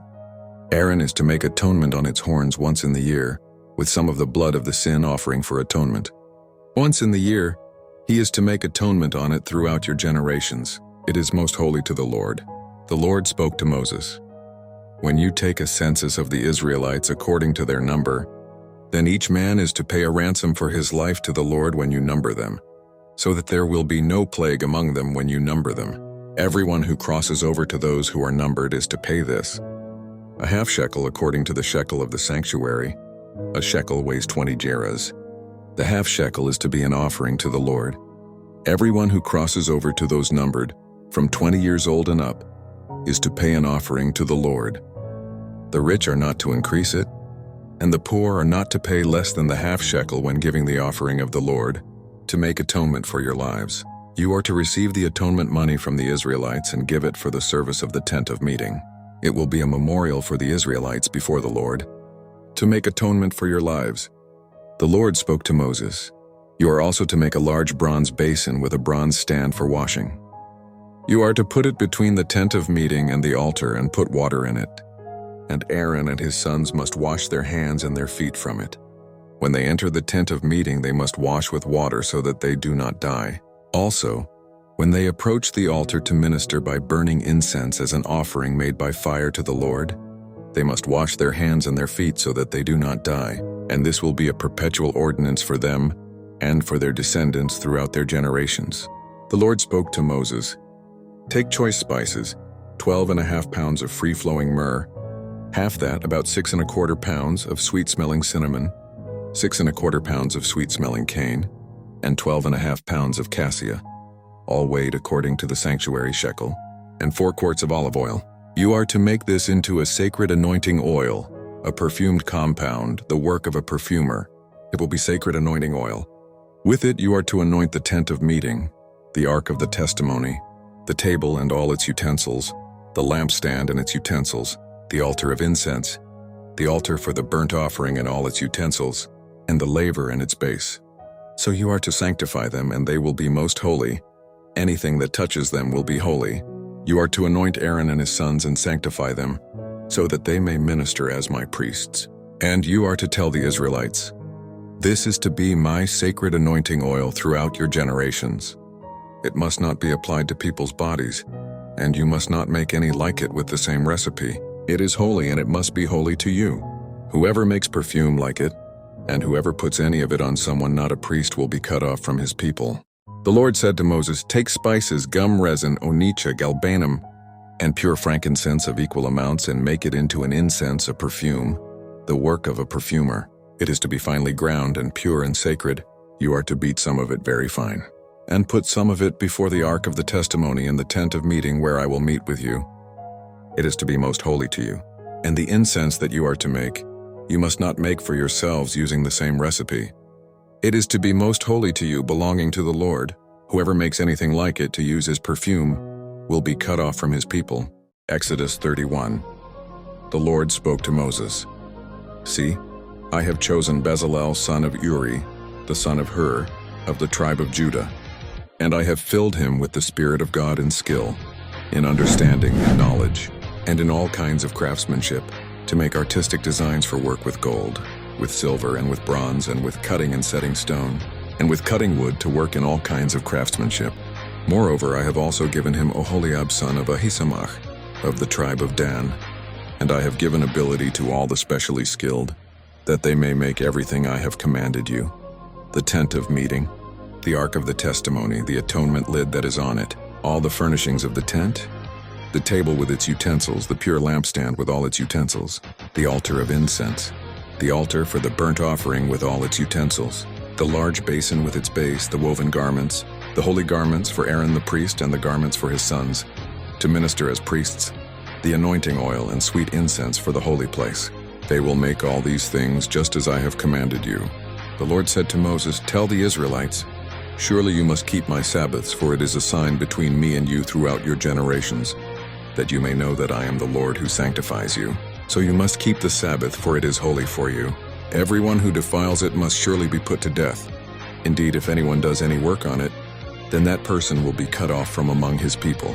6 days' work may be done, but on the seventh day is a Sabbath of complete rest, holy to the Lord. Anyone who does work on the Sabbath day must surely be put to death.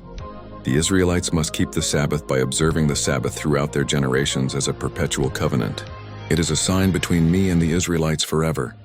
For in 6 days the Lord made the heavens and the earth, and on the seventh day he rested and was refreshed."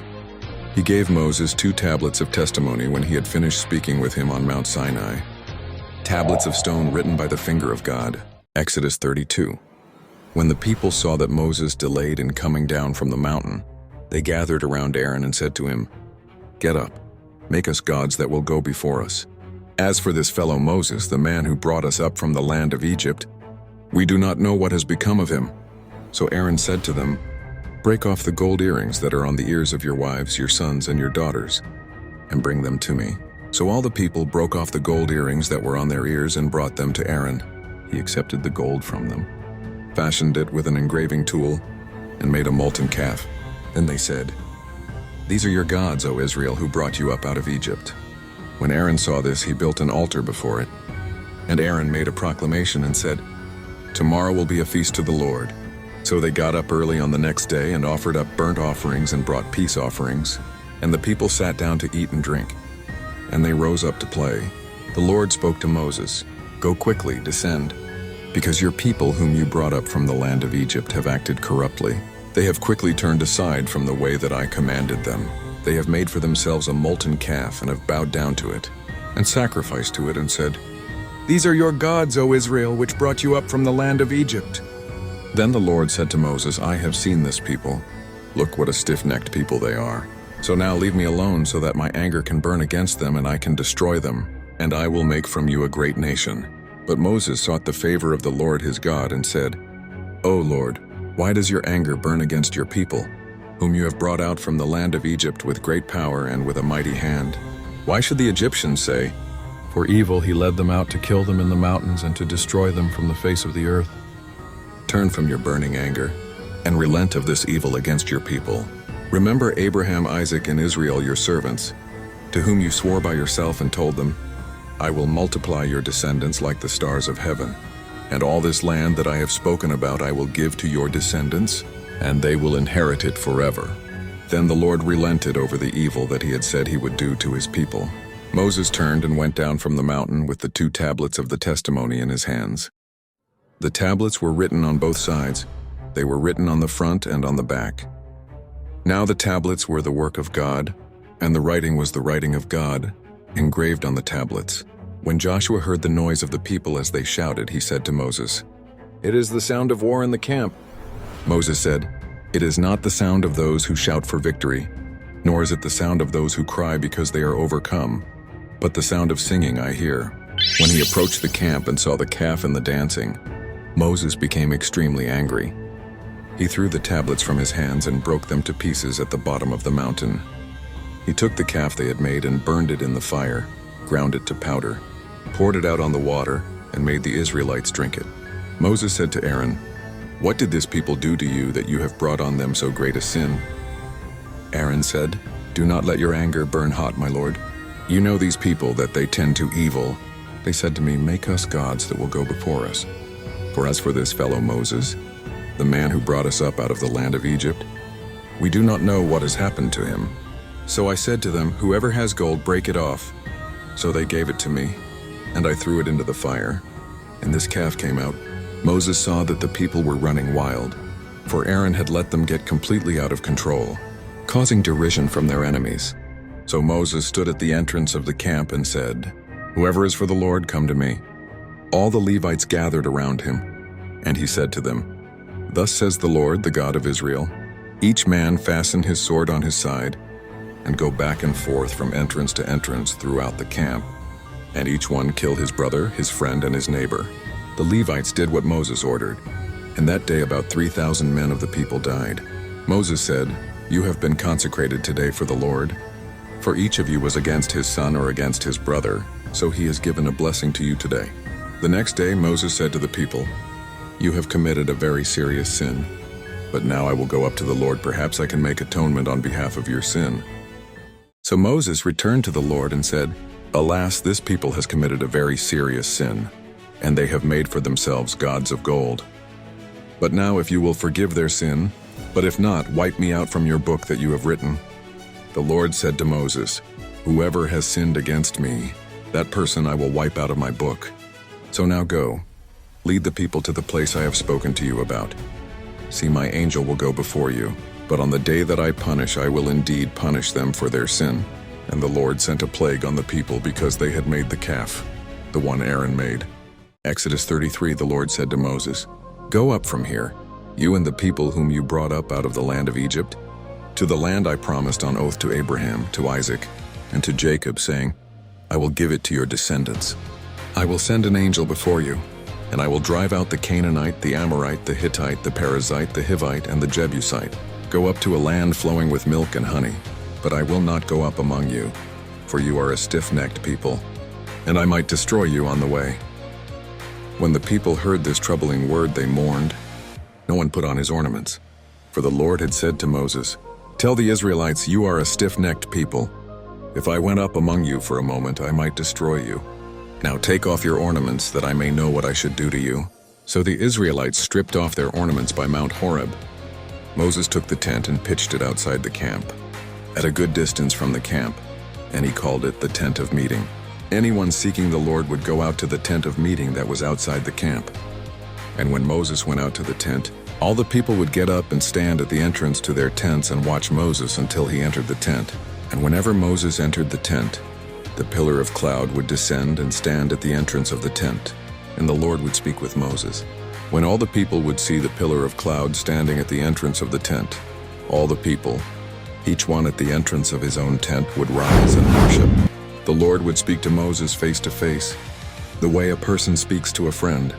Then Moses would return to the camp, but his servant, Joshua son of Nun, a young man, did not leave the tent. Moses said to the Lord, "See, you have been saying to me, 'Bring this people up,' but you have not let me know whom you will send with me. But you said, 'I know you by name, and also you have found favor in my sight.' Now if I have found favor in your sight, show me your way, that I may know you, that I may continue to find favor in your sight, and see that this nation is your people." And the Lord said, "My presence will go with you, and I will give you rest." And Moses said to him, "If your presence does not go with us, do not take us up from here. For how will it be known then that I have found favor in your sight, I and your people? Is it not by your going with us, so that we will be distinguished, I and your people, from all the people who are on the face of the earth?" The Lord said to Moses, "I will do this thing also that you have requested, for you have found favor in my sight, and I know you by name." And Moses said, "Show me your glory." And the Lord said, "I will make all my goodness pass before your face, and I will proclaim the Lord by name before you. I will be gracious to whom I will be gracious. I will show mercy to whom I will show mercy." But he added, "You cannot see my face, for no one can see me and live." The Lord said, "Here is a place by me. You will station yourself on a rock. When my glory passes by, I will put you in a cleft in the rock and will cover you with my hand while I pass by. Then I will take away my hand, and you will see my back, but my face must not be seen." Exodus 34, the Lord said to Moses, "Cut out 2 tablets of stone like the first, and I will write on the tablets the words that were on the first tablets, which you smashed. Be prepared in the morning and go up in the morning to Mount Sinai, and station yourself for me there on the top of the mountain. No one is to come up with you, Do not let anyone be seen anywhere on the mountain. Not even the flocks or the herds may graze in front of that mountain. So Moses cut out 2 tablets of stone like the first. Early in the morning he went up to Mount Sinai, just as the Lord had commanded him. The Lord descended in the cloud and stood with him there and proclaimed the Lord by name. The Lord passed by before him and proclaimed, the Lord, the compassionate and gracious God, slow to anger, and abounding in loyal love and faithfulness, keeping loyal love for thousands, forgiving iniquity and transgression and sin. But he by no means leaves the guilty unpunished, responding to the transgression of fathers by dealing with children and children's children, to the 3rd and 4th generation. Moses quickly bowed to the ground and worshipped and said, If now I have found favor in your sight, O Lord, let my Lord go among us, for we are a stiff-necked people. Pardon our iniquity and our sin, and take us for your inheritance. He said, See, I am going to make a covenant before all your people. I will do wonders such as have not been done in all the earth, nor in any nation. All the people among whom you live will see the work of the Lord. For it is a fearful thing that I am doing with you. Obey what I am commanding you this day. I am going to drive out before you the Amorite, the Canaanite, the Hittite, the Perizzite, the Hivite, and the Jebusite. Be careful not to make a covenant with the inhabitants of the land where you are going, lest it become a snare among you, and cut down their Asherah poles. For you must not worship any other god, for the Lord, whose name is jealous, is a jealous God.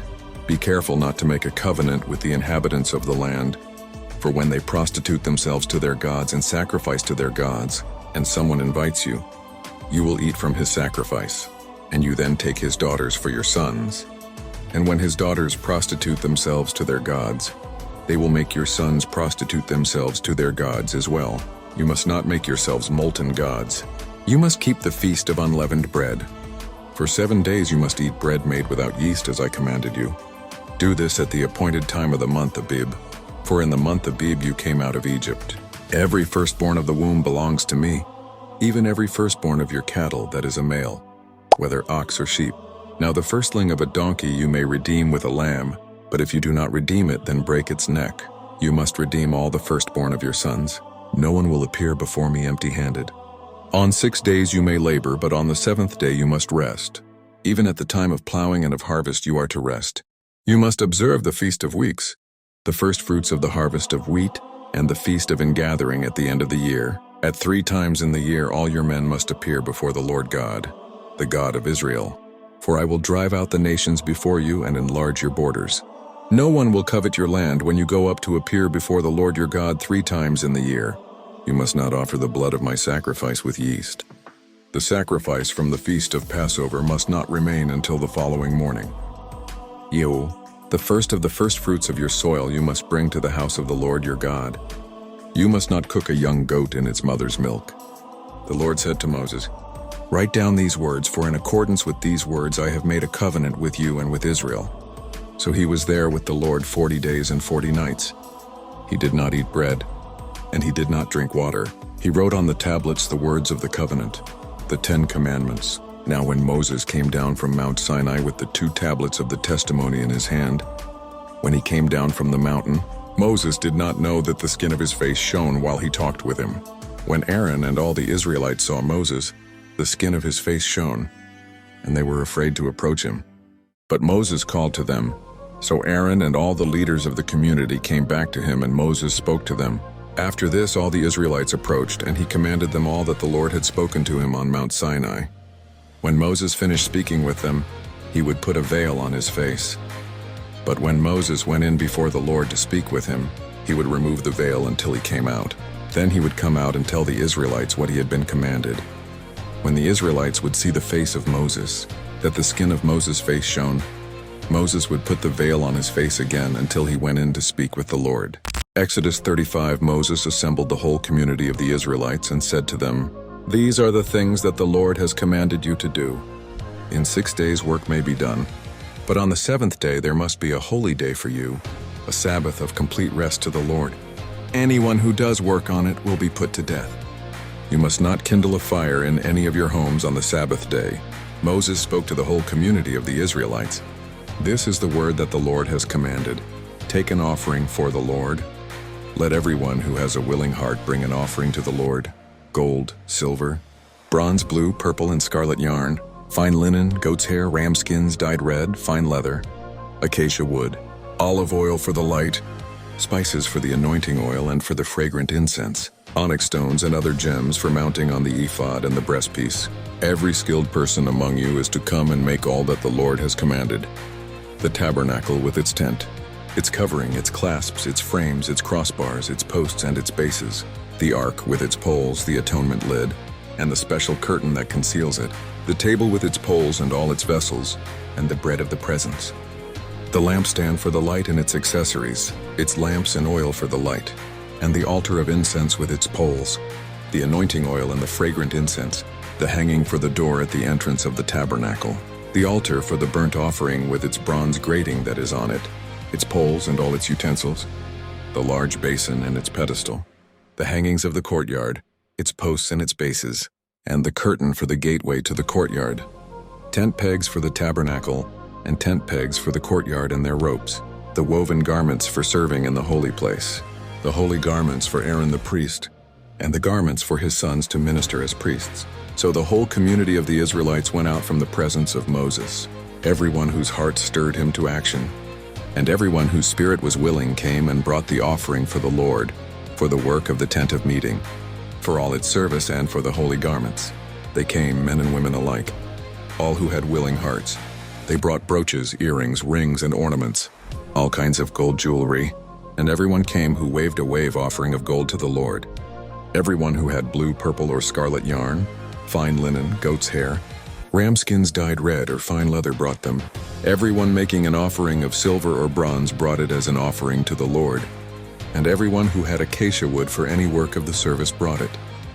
Every woman who was skilled spun with her hands and brought what she had spun, blue, purple, or scarlet yarn, or fine linen, and all the women whose heart stirred them to action and who were skilled spun goat's hair.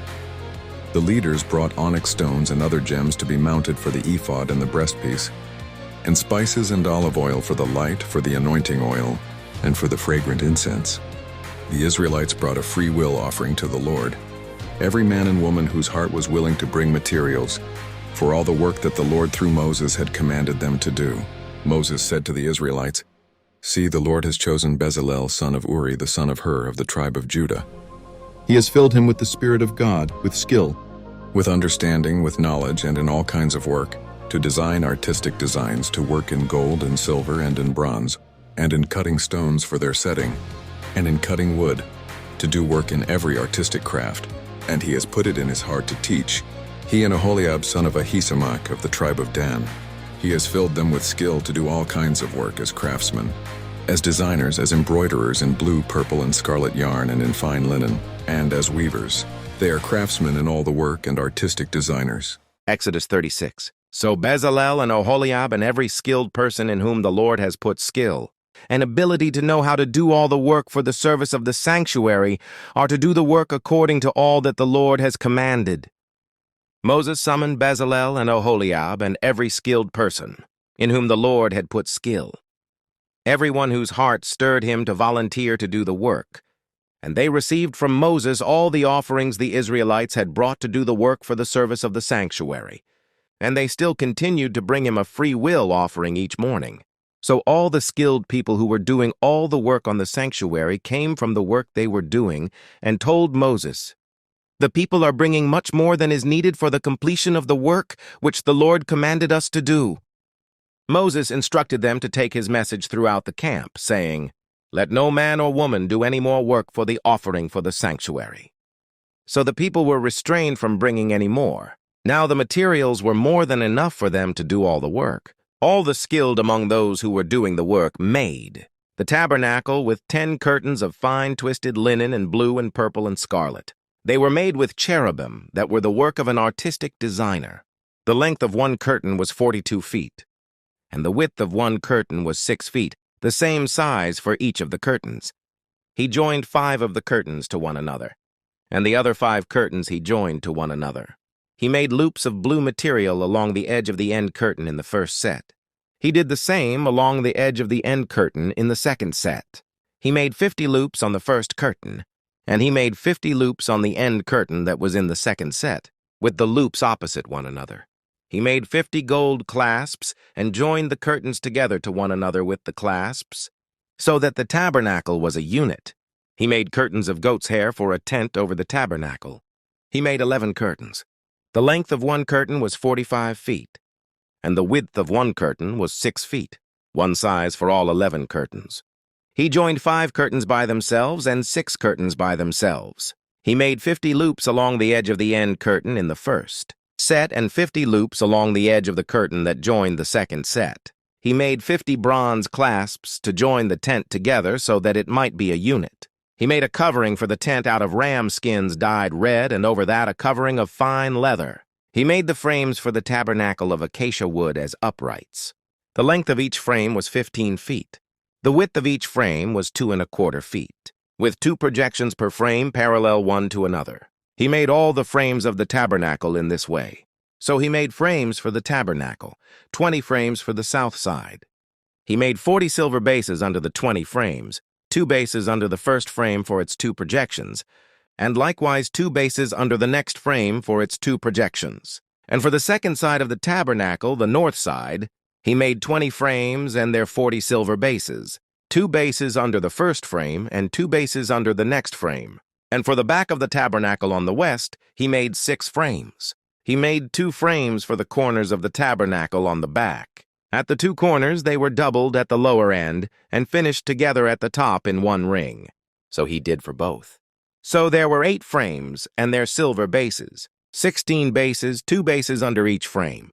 He made bars of acacia wood, 5 for the frames on one side of the tabernacle, and 5 bars for the frames on the second side of the tabernacle, and 5 bars for the frames of the tabernacle for the back side on the west. He made the middle bar to reach from end to end in the center of the frames. He overlaid the frames with gold and made their rings of gold to provide places for the bars, and he overlaid the bars with gold.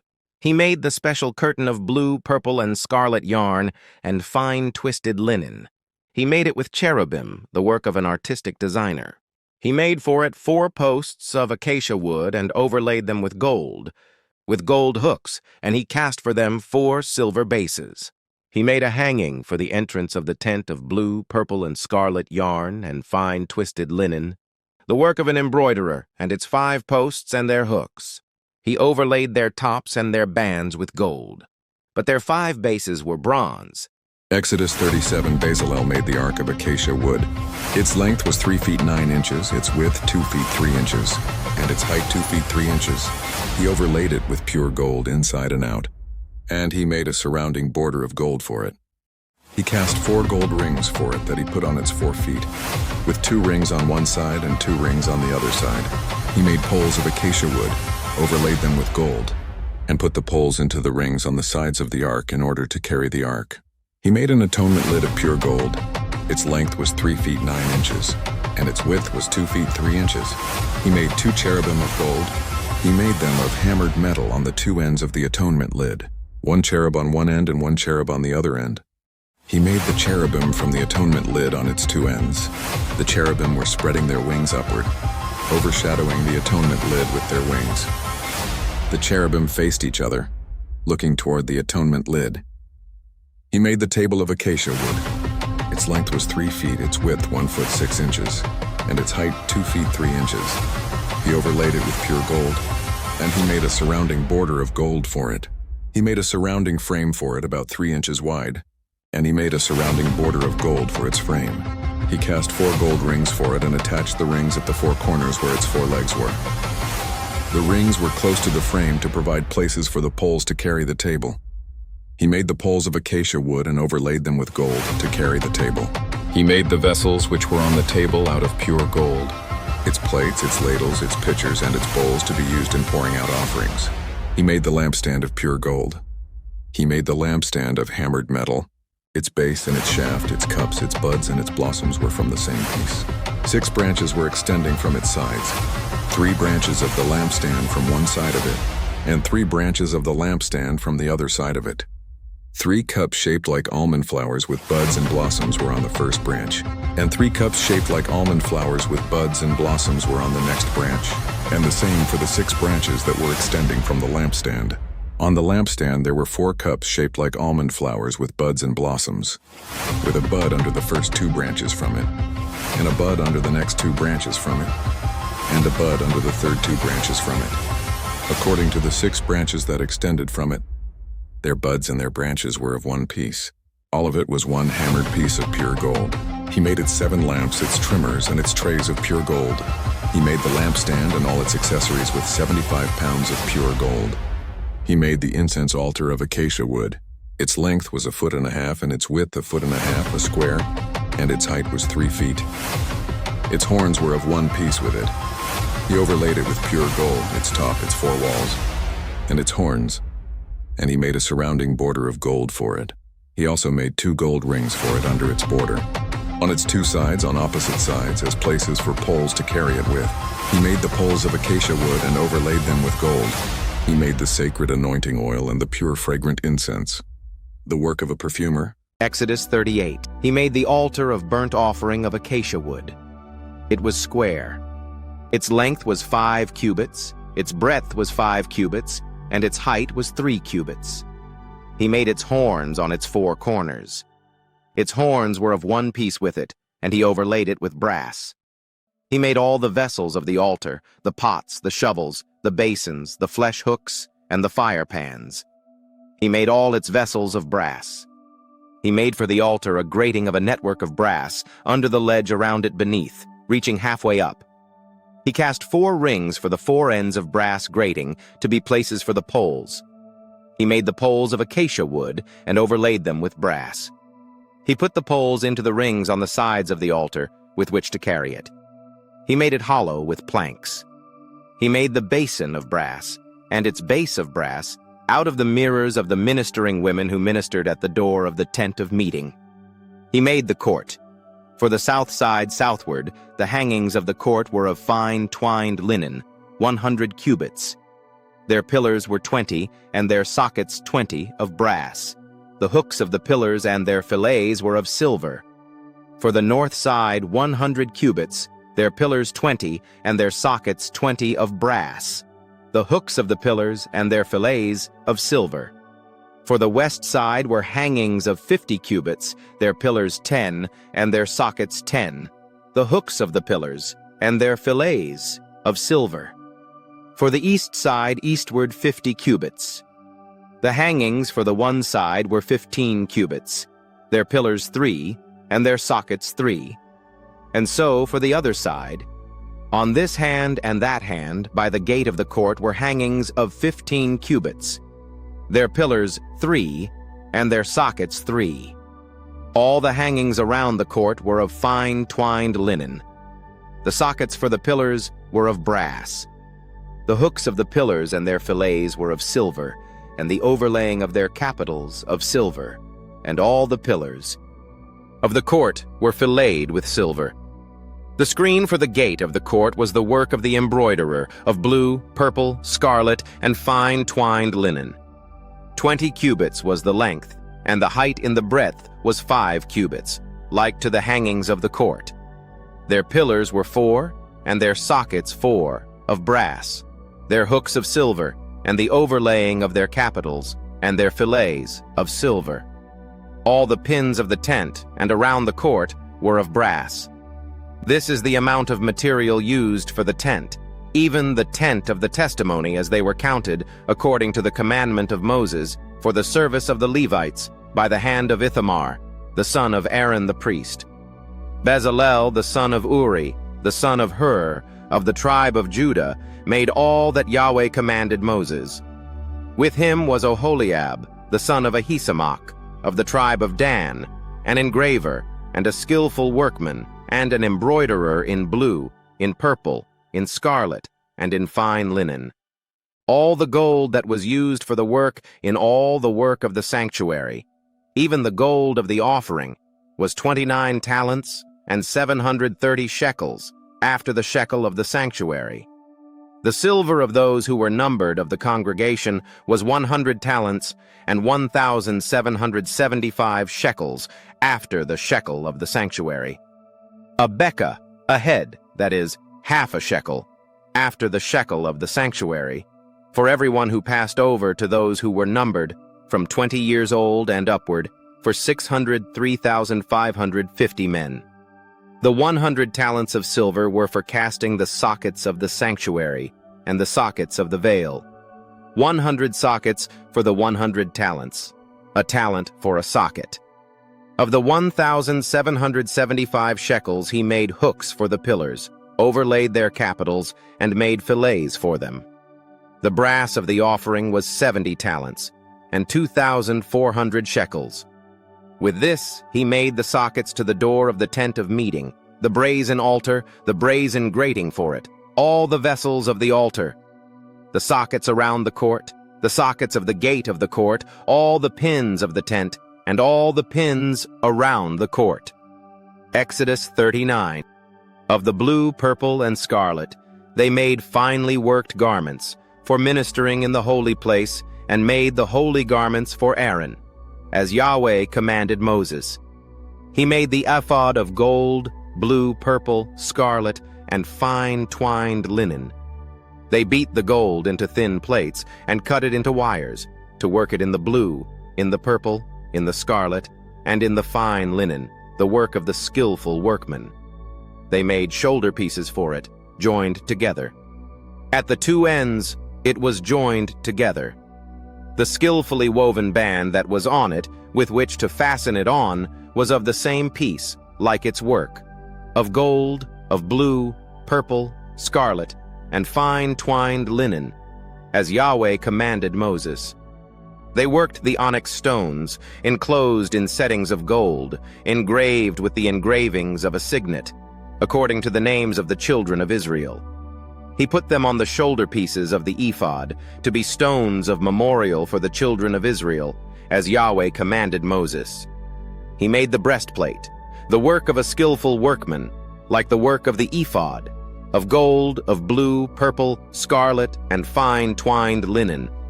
It was square. They made the breastplate double. Its length was a span, and its breadth a span, being double. They set in it 4 rows of stones. A row of ruby, topaz, and beryl was the first row, and the second row a turquoise, a sapphire, or lapis lazuli, and an emerald, and the third row a jacinth, an agate, and an amethyst, and the fourth row a chrysolite, an onyx, and a jasper. They were enclosed in gold settings. The stones were according to the names of the children of Israel, 12, according to their names, like the engravings of a signet, everyone according to his name, for the 12 tribes. They made on the breastplate chains like cords of braided work of pure gold. They made 2 settings of gold and 2 gold rings, and put the 2 rings on the 2 ends of the breastplate. They put the 2 braided chains of gold in the 2 rings at the ends of the breastplate. The other 2 ends of the 2 braided chains they put on the 2 settings, and put them on the shoulder pieces of the ephod in the front of it. They made 2 rings of gold, and put them on the 2 ends of the breastplate, on the edge of it, which was toward the side of the ephod inward. They made 2 rings of gold, and put them on the 2 shoulder pieces of the ephod underneath, in the front of it, close by its coupling, above the skillfully woven band of the ephod. They bound the breastplate by its rings to the rings of the ephod with a lace of blue, that it might be on the skillfully woven band of the ephod, and that the breastplate might not come loose from the ephod, as Yahweh commanded Moses. He made the robe of the ephod of woven work, all of blue. The opening of the robe in the midst of it was like the opening of a coat of mail, with a binding around its opening, that it should not be torn.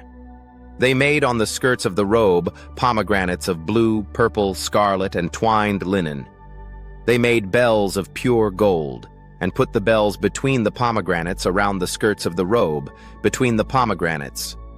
A bell and a pomegranate, a bell and a pomegranate, around the skirts of the robe, to minister in, as Yahweh commanded Moses.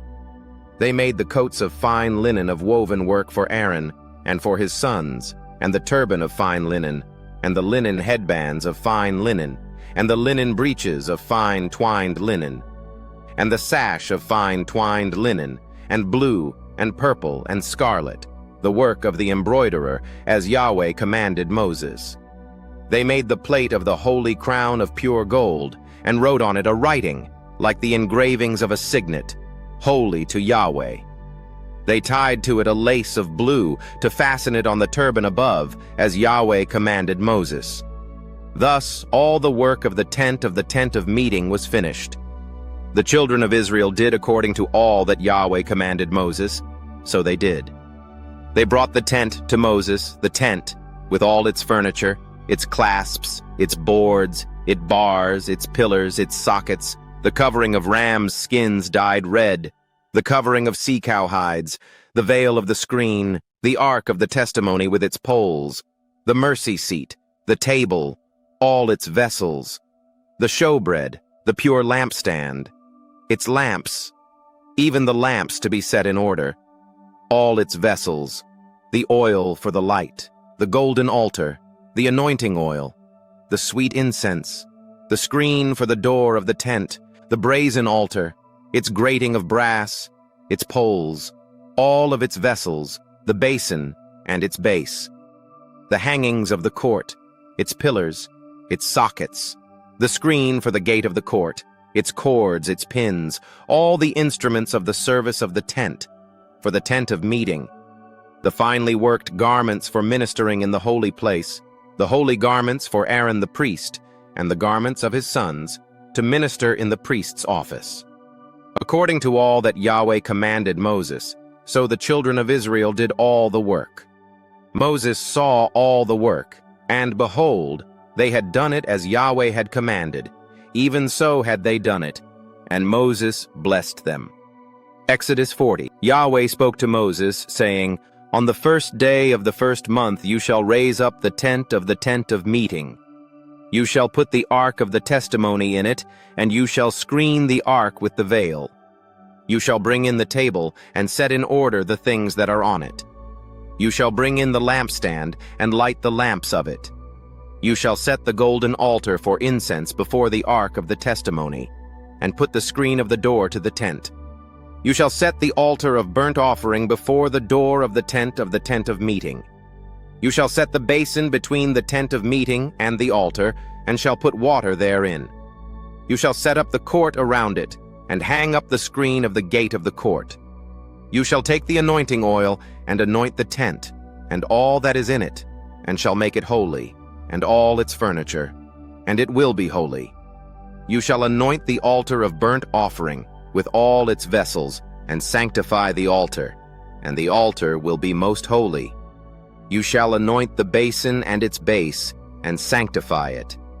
You shall bring Aaron and his sons to the door of the tent of meeting, and shall wash them with water.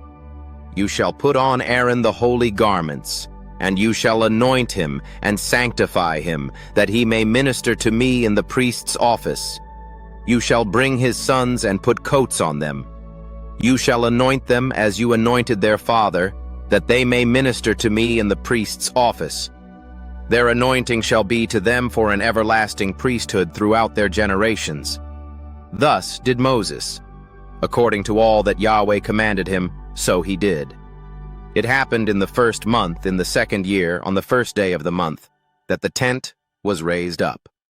Moses raised up the tent, and laid its sockets, and set up the boards of it, and put in the bars of it, and raised up its pillars.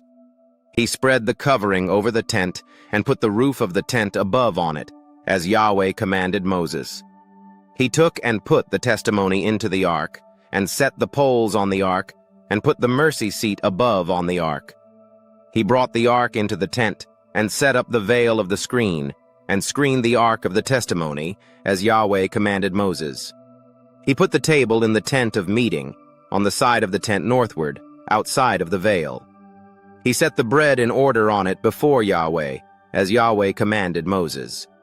He put the lampstand in the tent of meeting, opposite the table on the side of the tent southward. He lit the lamps before Yahweh, as Yahweh commanded Moses. He put the golden altar in the tent of meeting before the veil, and he burnt incense of sweet spices on it, as Yahweh commanded Moses. He put up the screen of the door to the tent. He set the altar of burnt offering at the door of the tent of meeting, and offered on it the burnt offering and the meal offering as Yahweh commanded Moses.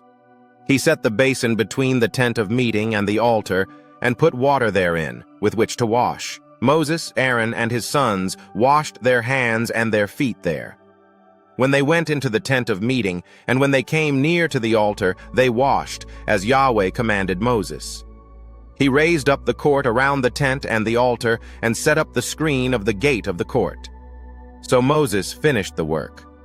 Then the cloud covered the tent of meeting, and the glory of Yahweh filled the tent. Moses wasn't able to enter into the tent of meeting, because the cloud stayed on it, and Yahweh's glory filled the tent. When the cloud was taken up from over the tent, the children of Israel went onward throughout all their journeys. But if the cloud wasn't taken up, then they didn't travel until the day that it was taken up. For the cloud of Yahweh was on the tent by day, and there was fire in the cloud by night, in the sight of all the house of Israel, throughout all their journeys.